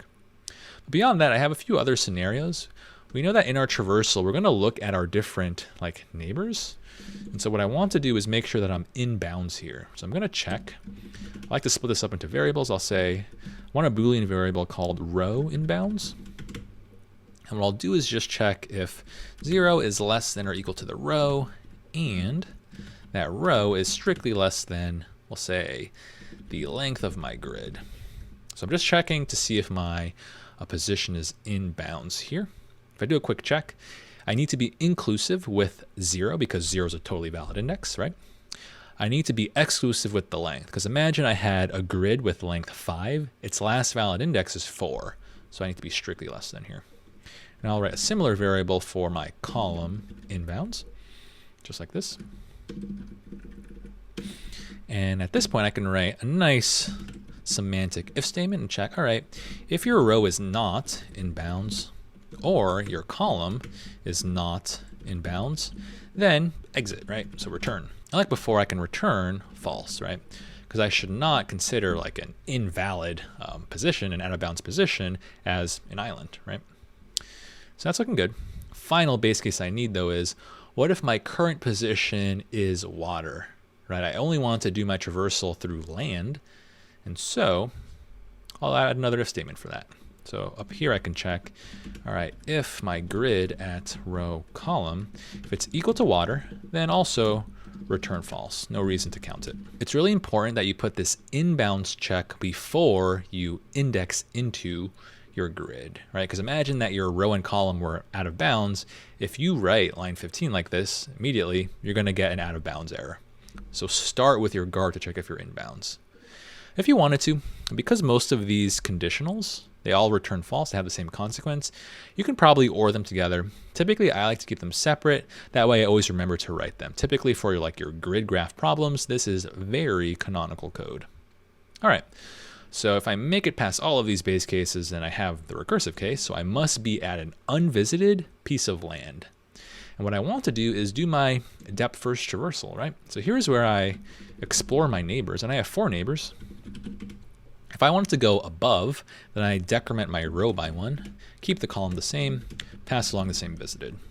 Because remember we have the array indices here. So this is row 0, this is row 1. So lower row numbers mean upward. In the same way, lower column numbers mean to the left. So this is up, this is down. If I do just -1 over here, that would be to the left. Then +1 on the column would be to the right. Cool. And I can keep this code very flat as it is. Something that I'm a huge proponent of, when you write recursion, for the most part, I always try to make sure that I don't look before I leap. In other words, just from this logic alone, it could be the case that row -1 is out of bounds. But that's okay, because if it's out of bounds, when I evaluate this call, it's going to immediately be caught by this base case, right? And if I express my logic like this, if I don't look before I leap, if I just leap and then catch myself with a base case, you don't have to write repetitive code. In other words, some people write code like this, where it's like, all right, if row -1 inbounds, kind of using pseudocode here, they would have to write row +1 inbounds, and you would have to write a guarding if statement around every recursive call. Instead, just write one base case, and you can catch all of these different out of bounds, right? So that's why I prefer it this way. And so I know that by the time I return out of these recursive calls, I'm back at this segment of my code. And what I can do is return true, because I must be finished with that traversal. And the reason I'm returning true is true symbolizes that I've just finished exploring a brand new island, so I need to count it.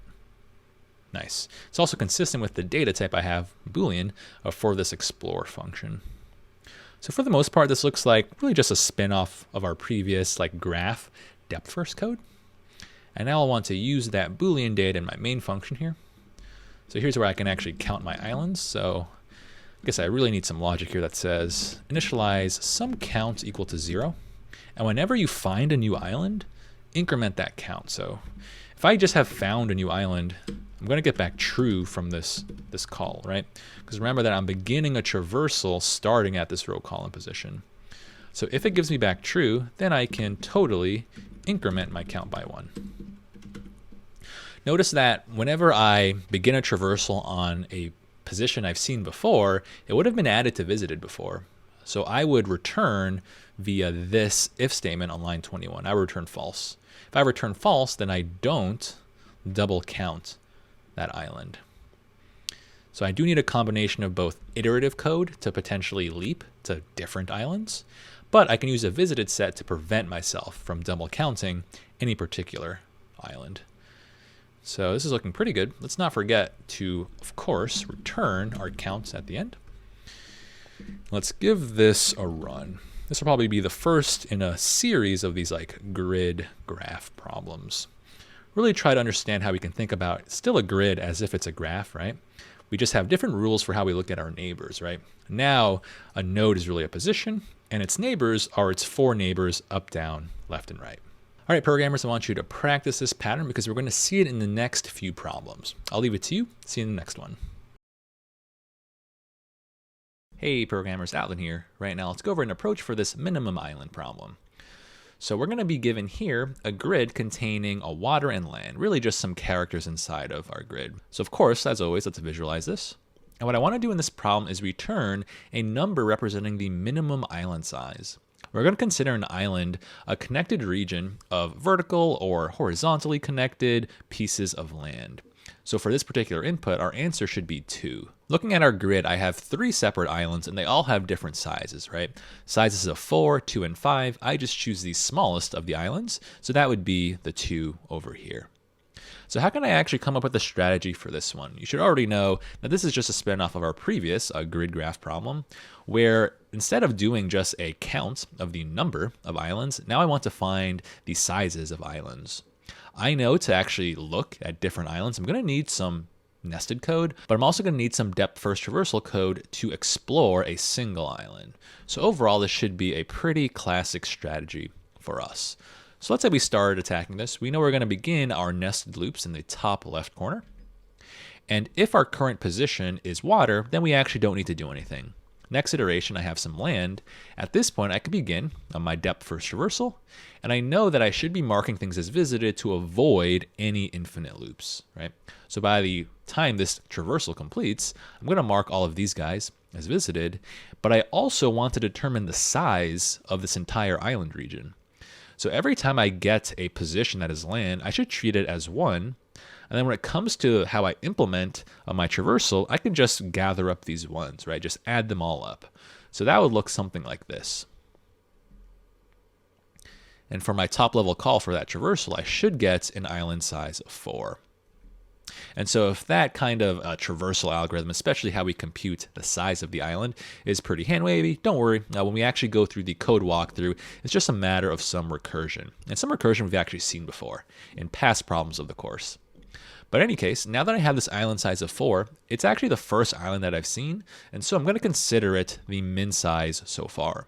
But I need to keep looking in case something is smaller. So move to the right. So if it's water, I do nothing.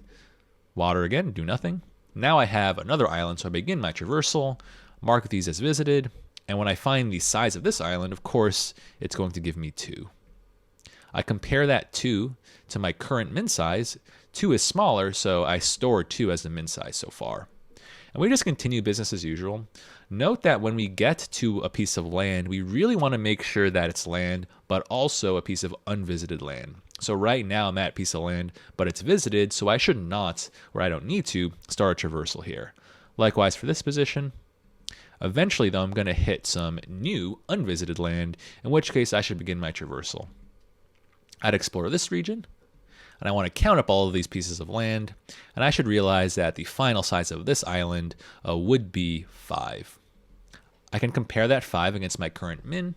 5 is bigger, so the size of 2 gets to stay, and I can just end up returning the minimum size by the end of this algorithm, basically representing this island of size 2.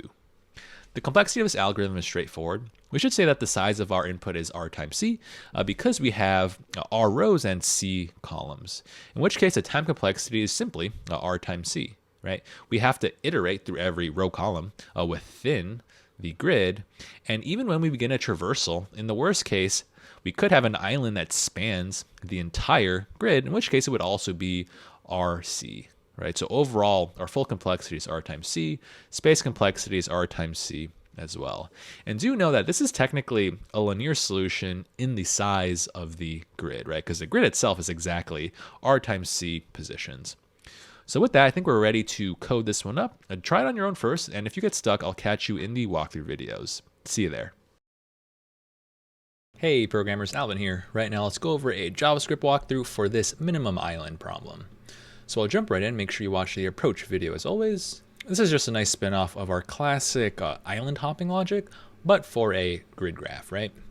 And so let's start with the iterative code that can help us begin a traversal starting at every different position of our grid. So that just means some nested loops. So we'll start by iterating through all of the rows and columns. So r equals 0, go up to while r is less than length of the grid. And also do r plus equals 1.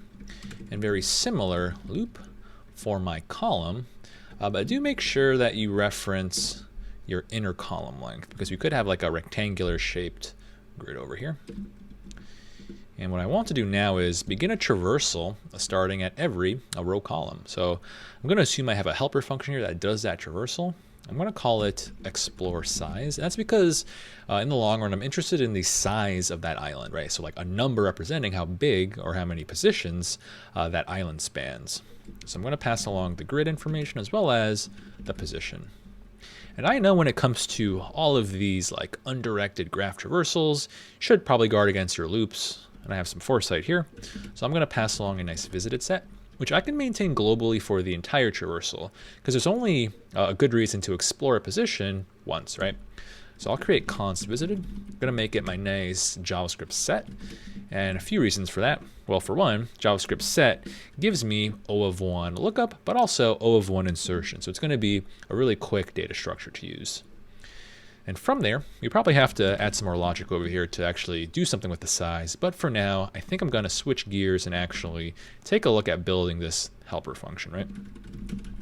So I think the best way to build this traversal is to use a depth first.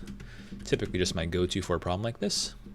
It's going to take in, I know, the grid, the row, and the column, and also visited. And I need some base cases, very classic base cases. I'm going to start by checking if this row column position is inbounds. So my favorite pattern for that is to split it up in some variables. It just makes it easier to read and debug. So I'm going to say, is my row inbounds? And just make that like a Boolean variable. So I'll check if, let's say, 0 is less than or equal to the row. And I need to say and, right? And that row should be strictly less than the grid length. So this Boolean would only be true if it's inbounds, right? And something very similar for my call inbounds should be between 0 and grid 0 length. Nice, just like this, I believe.